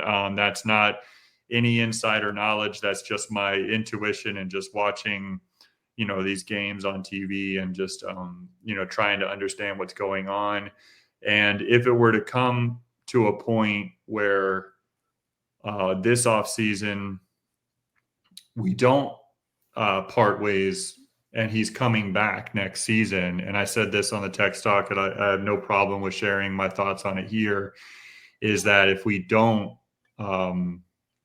bring him back next season, for whatever those reasons are, and some of those can be behind closed doors. It could be as simple as we want to keep Mustafa Chiam in a UCF uniform, and for some reason Johnny Dawkins is the key to doing that, which, by the way, I wouldn't have an issue with on that.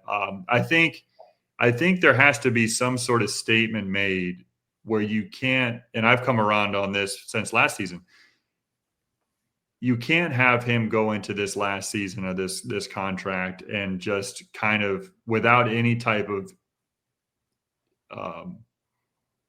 announcement or explanation that he's going to, this is a swan song, let's put it that way. He's going to retire after, next season. He wants to finish out his contract with UCF because he loves UCF and he has become such an integrated part of the program, and he wants to ride this out with this team and give it one more go. I think just bringing him back the same way that you kind of brought him back this season, which after his first season in the Big 12, like was I think it was understandable, and we brought him back with a relatively friendly, contract to UCF. I think.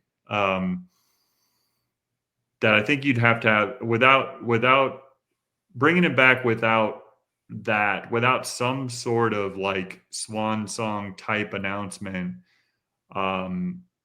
he would be going into next season with a little bit more of a cloud than he's ever had. And I'm not talking about hot seat. It would just be, I don't know, a little bit odd. I feel like it would just feel like it was the end without them talking about it was the end.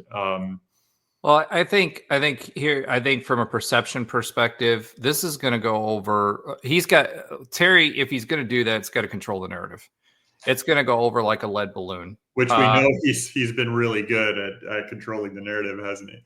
Yeah, and that's kind of what we were. This is the tie-in to that poll that I was telling you about, right? So, like, number one, if Terry has valid reasons for whatever reason to hold it over for the next year, I think no matter what, even if he's basically told, look, we're either going to you can either retire or say you're going to part ways or we're going to fire you. I think Dawkins does that one way or the other.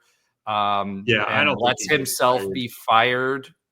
Well, hear me out. Yeah, go ahead. There's $1 million buyout there, right? So either he lets himself be fired, right? But he doesn't resign because that $1 million is hanging out there. And if he still wants to continue coaching, then that still needs to be bought out by the next team, right? So there's that gives him some flexibility there. No matter what, it's going to be we've mutually parted ways or retirement. No matter what it happens, when it happens, it's not going to happen anytime soon. I will tell you, if Terry gets the narrative wrong on this, I hope he's engaging a PR firm. Right now, everybody's like it from a perception and a timing perspective. Now's the time to part ways. After this season, everybody's like, okay, let's let Johnny play it out. Everybody walks away mutually happy. That's a win for everybody. Johnny gets to do whatever. He either gets paid the $1 million or the other people pick it up. UCF takes the $1 million, whatever, right? Great. If this goes into another year and there's not a strong messaging as to why, or that it will be his swan song, as you said, then it's going to be a PR disaster for Terry, and he cannot afford another PR disaster right after that. And at that point, I wouldn't be surprised if people don't start calling for his head, to be frank. So perception and timing and messaging is going to be extremely important on this. If you would have told me that there was any thought that Johnny Dawkins would be continuing on after this season last week, I would have told you no. But there are real rumors out there that Terry's planning on keeping him there for another year. And if that happens, if he doesn't message us right, people are going to be calling for his head. And it's going to be a really long off season till football season gets kicked off before, the heat's kind of off. That's a long time for him to have that kind of heat turned up on him, to be frank. So, as far as a rebuild is concerned, that's the other question, right? So if we wait to rebuild, I don't know what pieces are going to be here next year.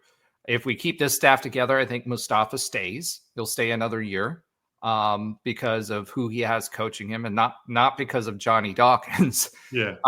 Right. But the relationships he has with the staff. And, he's going to have to bring somebody in, I think, defensively to help him on that part, because it clearly wasn't resonating with the team this year. So I think from a delaying, I think everybody's, to your point, Ben, tired of the waiting, and it's gotten to such critical mass that everybody's expecting it, that if it doesn't happen, it's going to be a problem. It's going to be a real problem. And I don't think it's going to be hey, we're just firing Johnny Dawkins. Like I said, and we've said last week and prior weeks, it's going to be a mutual parting of ways or something like that. But it's sort of respectful thing if it happens that way. But yeah, I don't know. I mean, he could have done it had we made the NCAA tournament. Like if we would have made the NCAA tournament, at least, even if we bowed out the first round, and he still wanted to make a change and wait a year, I think everybody would have been cool. But now there's no way. I just, unless he makes another magical NIT run or a magical, the tournament, the new tournament that Fox is putting on, that the Big 12 is a part of, that UCF's expecting to be part of versus the NIT. If he makes some sort of magical run there and wins that, then maybe. And none of this messaging will be finalized until the end, but we're parting ways. It's just a matter of when and how it's messaged. And I know your answer on this, Roger, and I fully understand your answer, but like, I wonder how much of the administration and the basketball, like the decision makers and things like this put on, I don't want to call it an excuse, but like, when you don't have a player like Jalen Sellers, right? Like, you don't have your leading scorer from last year. He's on the team, but he's not available the whole year. You've had multiple injuries. Obviously Jordan Ivy-Curry was our third leading scorer for the entire season, and he's out the last 10 games. But Mikey Williams is now out. You've got no depth in the front court. Now, granted, that's on the construction of the roster, and I get that. But like, how much of that comes into play when you're a guy like Terry Mohajir to say that, like, you're responsible for constructing the roster. So that's one thing, but like not having the pieces that you thought you were going to have throughout the season and just kind of trying to piece it together the way that you did. I think still if having Terry, a winning record. So I don't know. I think if Terry knows that he's going to part ways, which I think he has to, I think it doesn't matter. Well, that doesn't matter if he's already made the decision. I'm But actually saying I'm saying they gave him a prove it contract, and we agreed with that because of the timing of when we started earning full revenue shares, right? He got his second chance, and we were all okay with that. He got his second chance. It didn't work. It doesn't matter whether it's injuries or whether it's whatever. At the end of the day, we've had 8 or 9 years of this. If this was year 2 or year 3 or year 4, I 100% on board with you, whatever. But the results haven't changed. They just and haven't. actually, I think that when he got that prove it contract, I actually pulled up right before the show, and I have it in front of me here, the net team sheet from 2024. And granted, this is after the conference tournament and all that, but the net team sheet from 2024 and then the 2025 current UCF net team sheet. And what I mean by that is it breaks down quad 1, 2, 3, 4 games. And last season we won 4 quad 1 games. We were 4-10, and we were 2-2 in quad 2 games. But we actually had 3 quad 3 losses and 1 quad 4 loss, which was crazy. I didn't even realize we had that last year. We're undefeated. We're 11-0 in quad 3 and quad 4 games this year. But so many opportunities lost. We're 3-10 in quad 1. We're 2-5 in quad 2 games. So ironically, we've only got 1 less quad 1 wins in the same amount of quad 2 wins, but we have more losses in both of those categories. And then last season, we ended the season at 61 in the net, and we're about to end the regular season at 77 in the net. And so that decline, while it didn't show up necessarily in the quad games, that decline is evident by the net rankings. And that feeds into what you're talking about, where year 1 of the Big 12 and the contract was coming up. We're definitely going to give them a short-term, contract to prove it, if you will. And then year 2, regardless of the injuries, regardless of some of the things that happened, there is a decline there. And like we always say, there's 2 reasons why coaches get fired. They're either absolutely terrible, or they're just good enough every year where they never seem like they're going to be able to get over that hump. And I think with all honesty and with all objectively looking at it, Johnny has been in that second tier for the last 4 years or so, and it's coming to a head right now. And I just would be surprised if he wanted to put himself through that next year. I can tell you this. If, again, we've been talking all the time when we're talking about the optics and politics for Terry Mohajir, if he doesn't show vision and say, hey, this is an opportunity for him to say, hey, we parted ways with Johnny. It was a mutual thing. We know we needed to move forward and do better as a basketball program. Yes, we still need more resources, but we need to do that. This is his opportunity to kind of show himself from a political perspective that he's got the vision to move forward. If he doesn't do this, and especially if the messaging is terrible, I think that feeds into the narrative, and it's a long off season. And I don't think Terry Mohajir right now, as the head of the Athletics Association, can afford not to let go of Johnny Dawkins. And quite frankly, Night Nation's ready. And yes, there's going to be people, you had it last year where it was he's done more with less and all of that other stuff. But it's not about that. It's about selling. And especially if you have basketball, you want more basketball fans that are UCF fans in there. Give us something that we're building towards, because if it's just more of the same, those numbers are just going to continue. Yeah, we need energy. We need energy injected into the program. Yeah, we need energy injected into the program. And I would agree with you too. Like if Terry doesn't pull the trigger on this and orchestrate like the right move at this time, and I think the right move is that Johnny Dawkins and UCF mutually part ways. I think that it's almost like Terry Mahajer is just, he's not only kicking the can down the road, what he's really doing is just saying, I'm gonna try to put the focus on Johnny. Like I'll allow him for another year to just be I don't want to call it scapegoat because that means that he's not responsible for this. I'm just saying that like he's allowing Johnny to just be this kind of like to get abused by the fan base for another year. You know what I mean? Like, it's just like, he's just kind of pushing that away. And it wouldn't, whereas last season, the short extension he gave him seemed like let's see what you can do, as we get into let prove it to me, as you said. In the If Big we were to 12, keep that him you can around be for a this Big year, 12 coach, that you can be a Big 12 head coach and move the needle. Yeah, but I'm saying if we were to continue on where he came back next season, it wouldn't seem like that. It wouldn't feel like that. It would just be that he was just here. I don't know, in a lame duck contract too. Like everything about it wouldn't feel right, and I would just be.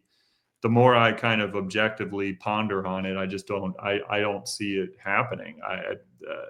Barring some sort of crazy run in the next week, which obviously I hope that happens as a UCF fan, but them winning 5 games in 5 days seems extremely unlikely at this point. All right. So more to see. And for those of you that are watching, make sure that you hit up the poll and have your voices heard that we'll be posting after the episode drops, and make sure to share it, retweet it, and like it. All right.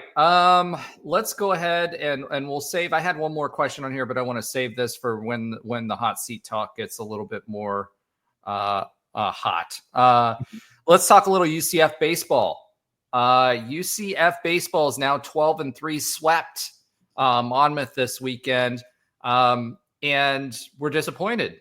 Sort of, kind of, right? So, like, and the reason we're disappointed was for a good reason. It's we run ruled, but basically, although we didn't have run rule on these games, Monmouth, and we've done it 5 straight times. The Bats woke up in a big way, and then we won the game 8-0 on Sunday to complete the sweep. But we were upset we didn't get like plus double-digit runs scored, right? So, like, it's like spoiled brat problems when it comes to UCF baseball. But the great thing about UCF baseball right now is we knew we had a good pitching staff. That's bearing itself out again. We had a lot of quality depth. I don't think there's anybody there that isn't pushing in the 90s for a fastball. At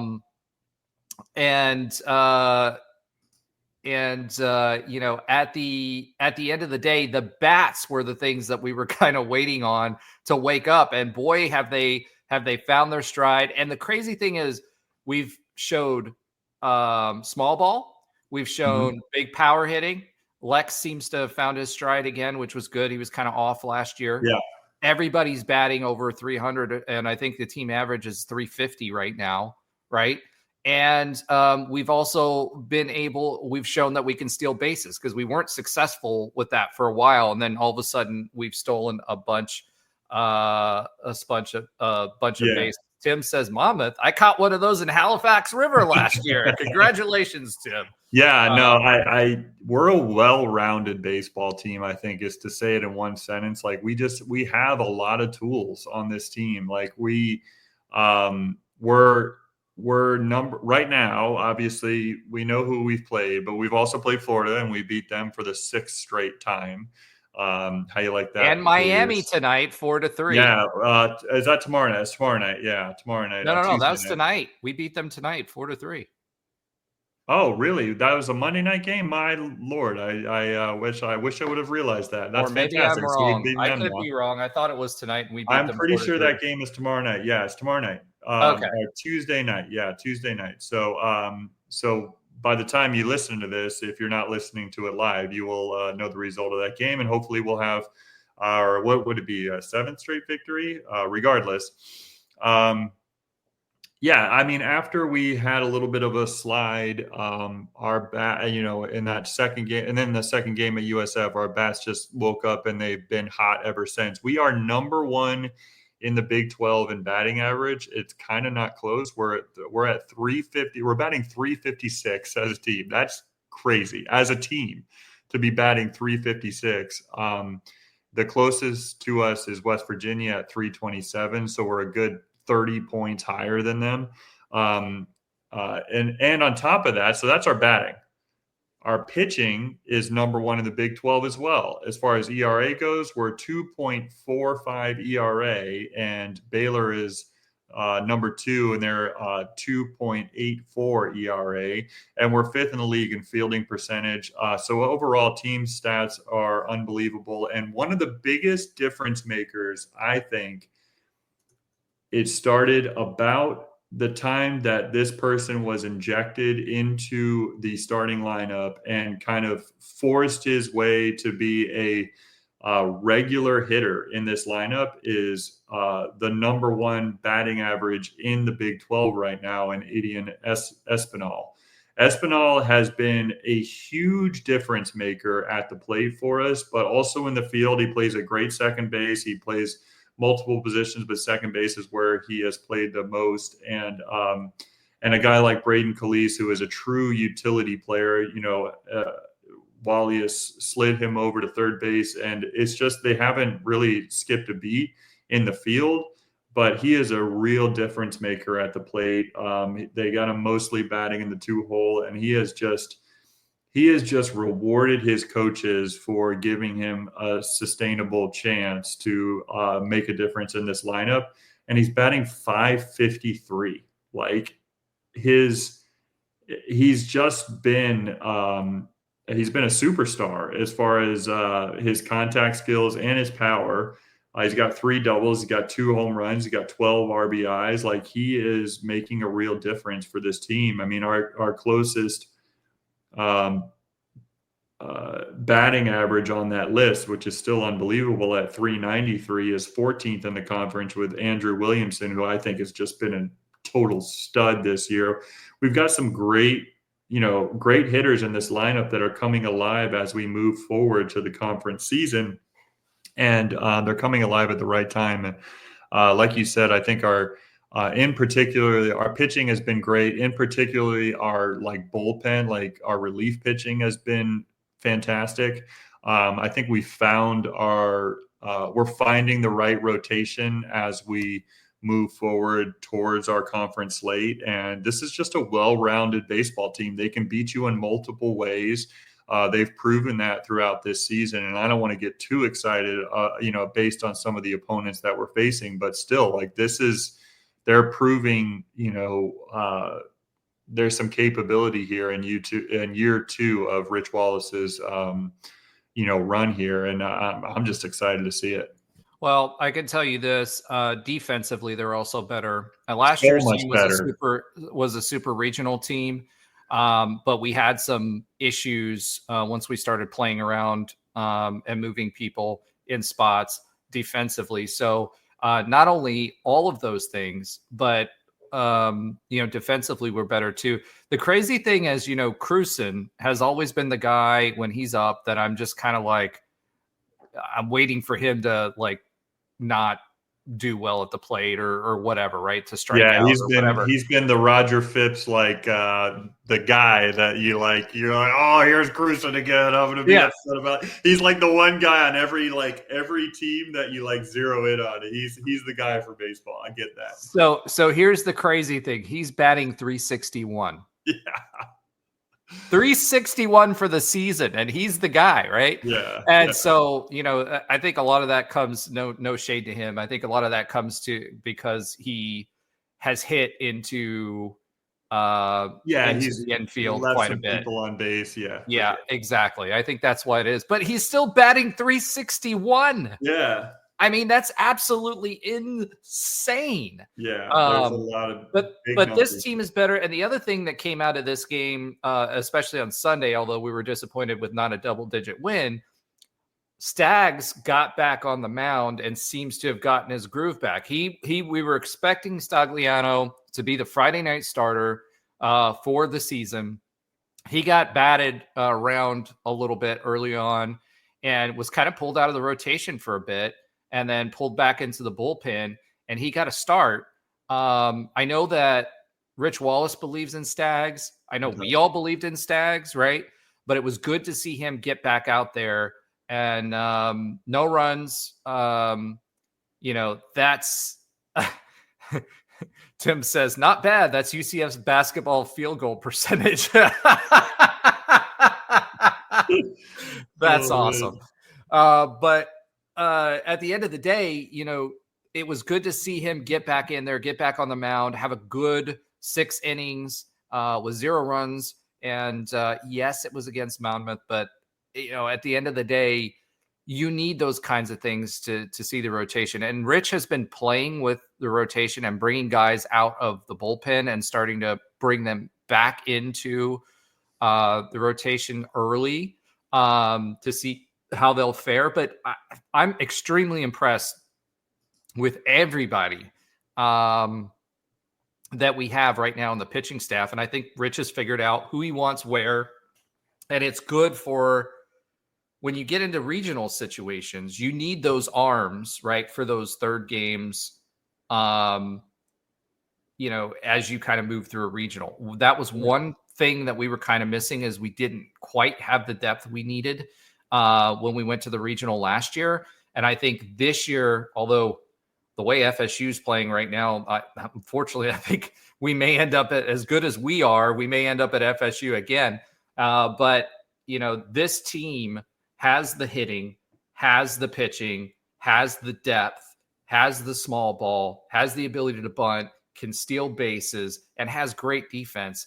I mean, there's a lot to like about this team, and we'll see. The Big 12 is not a easy conference to play in, so we'll see how we stack up the Big 12. That actually kicks off with BYU on Thursday at 4 p.m., in case you're watching. And remember, they don't play on Sundays, so that's why it kind of got moved forward today. The one thing I don't like about that Utah game, because it is in Provo, Utah, is it's extremely cold up there right now by Florida standards, right? It's the 20s and 30s, and with precipitation expected for Thursday and then turning into snow. So that is one problem. In May, you want that game like late in the season because if it's it's one of the most gorgeous ballparks in the country as far as just the backdrop of the mountains and all that stuff. It's actually a beautiful ballpark. I haven't been there. I've seen plenty of pictures of it.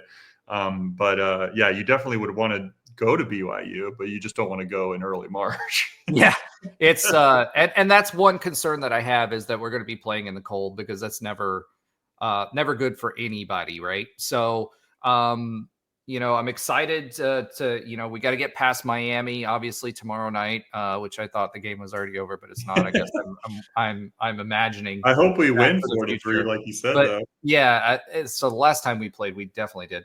But I expect us. Miami has come off. They started hot, but then they've had several losses, including a series loss to UConn. They lost those 2 games over the weekend, and then won the third one. So I expect us to be able to not only compete but win that game. But going into BYU to start off league play, I'm a little concerned that we're going into the cold. And I can tell you, I was just in Park City / Salt Lake City. What was it, 3-4 weeks ago?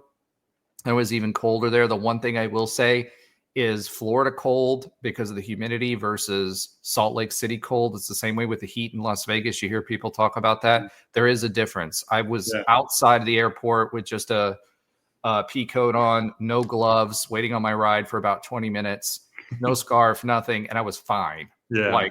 It felt fine. It was 12 to 15 degrees. So there is a difference, but I still don't like the cold.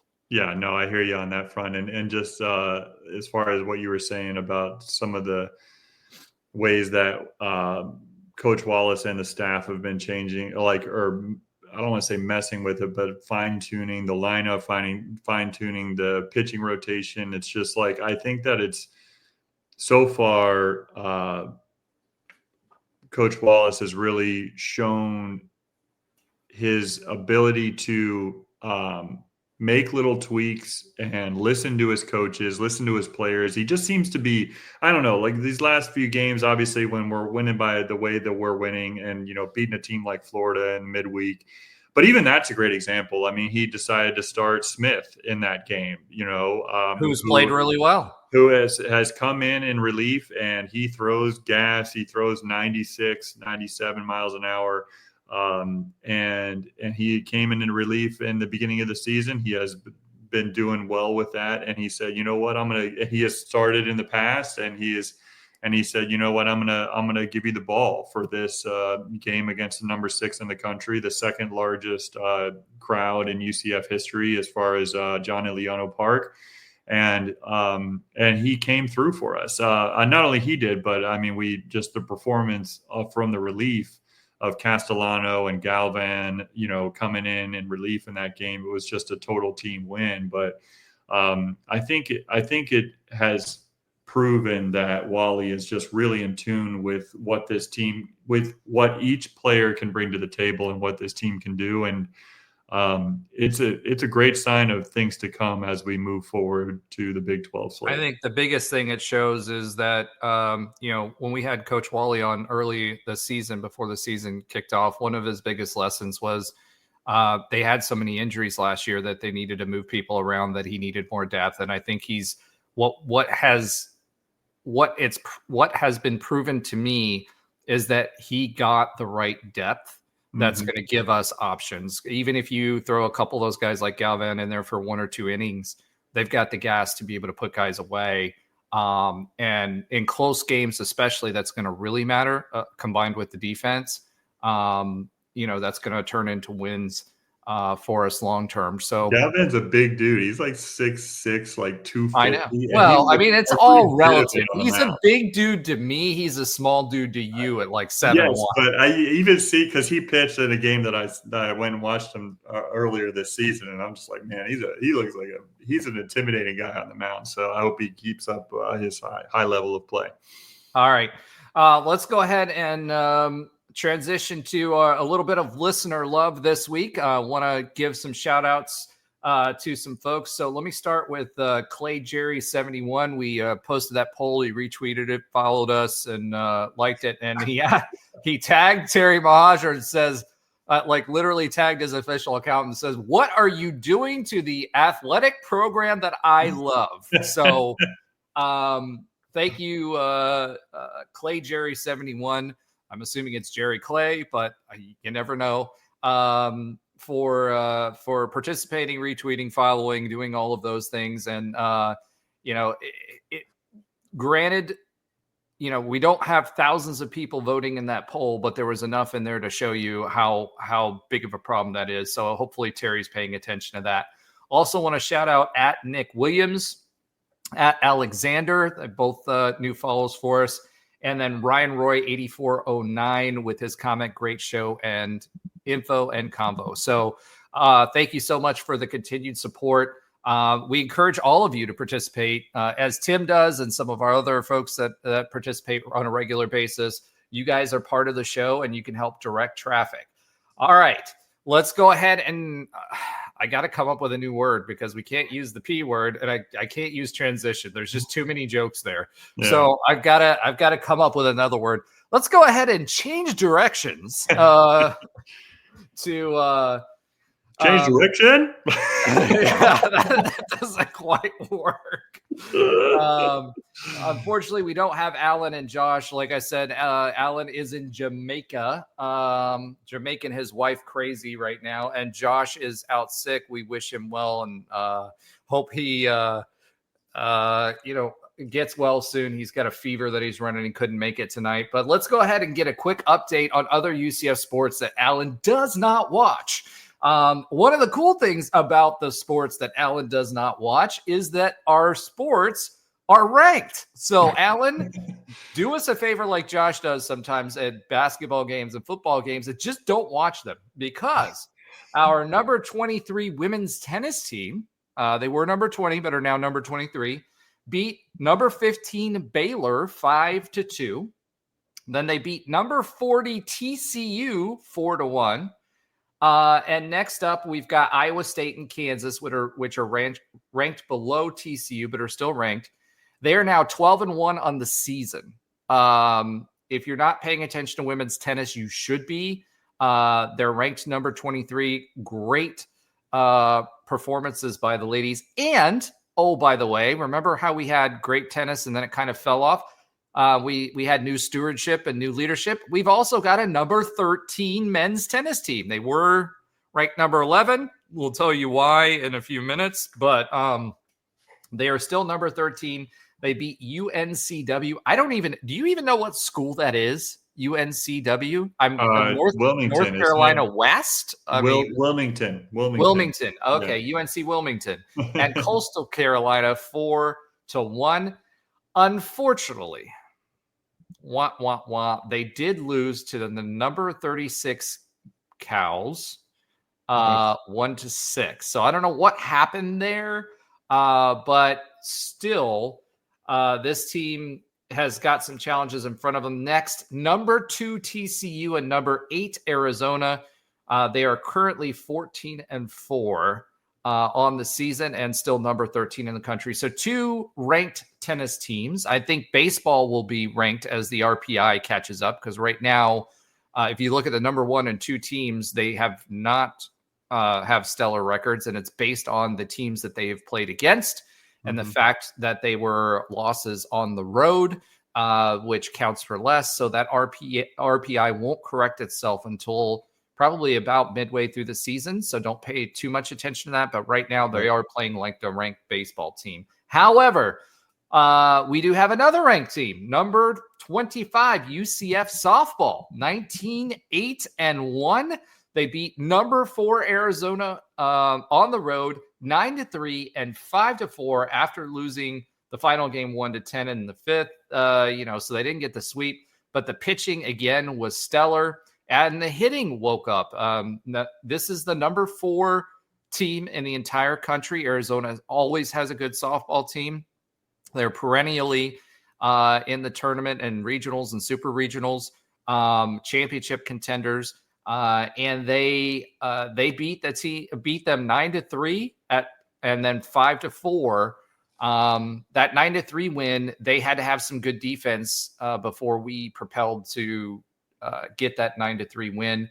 5-4, another close game. We were behind for a bit, and we were able to play good defense. Had great pitching on, and were able to string it out to win 5-4. So again, another team that's worth watching. Like I said, they're 19-8-1. Next up, though, they have the number 3 Florida Gators in Gainesville tomorrow night. If you're watching this live, March 11th at 6 p.m. So baseball and softball will be playing some pretty exciting games. So I don't know which one we're going to watch first or last or whatever, but definitely tune in to the round ball dual sport. Screens tomorrow night. Exactly. Dual screens. Get your YouTube TV fired up.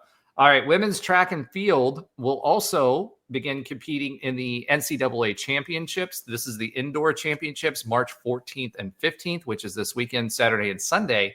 And their outdoor season starts on the 21st. So we transition from indoor to outdoor coming up as well. So lots to cheer for. Great baseball team. The other sports are doing well. Big questions as it pertains to our basketball team. Football's kind of working its way through its issues. So lots to talk about here in the off season for UCF sports. But that's all I have. Ben, do you have anything else you want to share with the team, with the folks? Well, let's hope our basketball team can really shine through. We didn't mention that Darius Johnson got honorable mention All Big 12 conference, as well as Keyshawn Hall got second team All Conference, and Mustafa Chiem and Darius Johnson, the Big 12 blocks per game and steals per game leaders, respectively, did not they are not a part of the all defensive team in the Big 12. So they got the biggest robberies of the deal, but I'm glad Darius. Well, I think Keyshawn Hall did. I think Keyshawn Hall did too, because he's the leading scorer for the Big 12 and didn't make the first team. And number 10 in rebounds per game too. Like that's an underrated part of his game. So stats wise, like number 10 in the conference in rebounds per game and the leading scorer. And he didn't make a 10-player first team all conference. So there's a lot of snubs to go around when it comes to UCF, but that's what happens. They concentrate on the teams that had a little bit more success record-wise, team-wise, and even when you are the leading steals per game guy like Darius Johnson or the leading blocks per game guy like Mustafa Chiam, I mean, when your overall team defense isn't up to par, they're not looked at as a defensive team, and therefore you get penalized a little bit when it's a 50-50 call between one player and the other. So, but I'm glad for Darius and Keyshawn that they did make it onto those teams, and UCF got mentioned in that light this week. And then hopefully coming up this week, we can surprise some people at the Big 12 tournament. Just beat Utah and make it at least a close game at Kansas. Yeah, make it a game. And we'll see what happens in the postseason. All right, folks. Thank you so much for following along. Thank you for participating in the show. Thank you for viewing. Thank you for sharing. Make sure you tell your friends. Make sure you retweet, make sure you share the show with your friends. We appreciate all of you. Go Knights and charge on. Charge on, baby. I guess this is where I have to this put is where we fill in some time. It's not like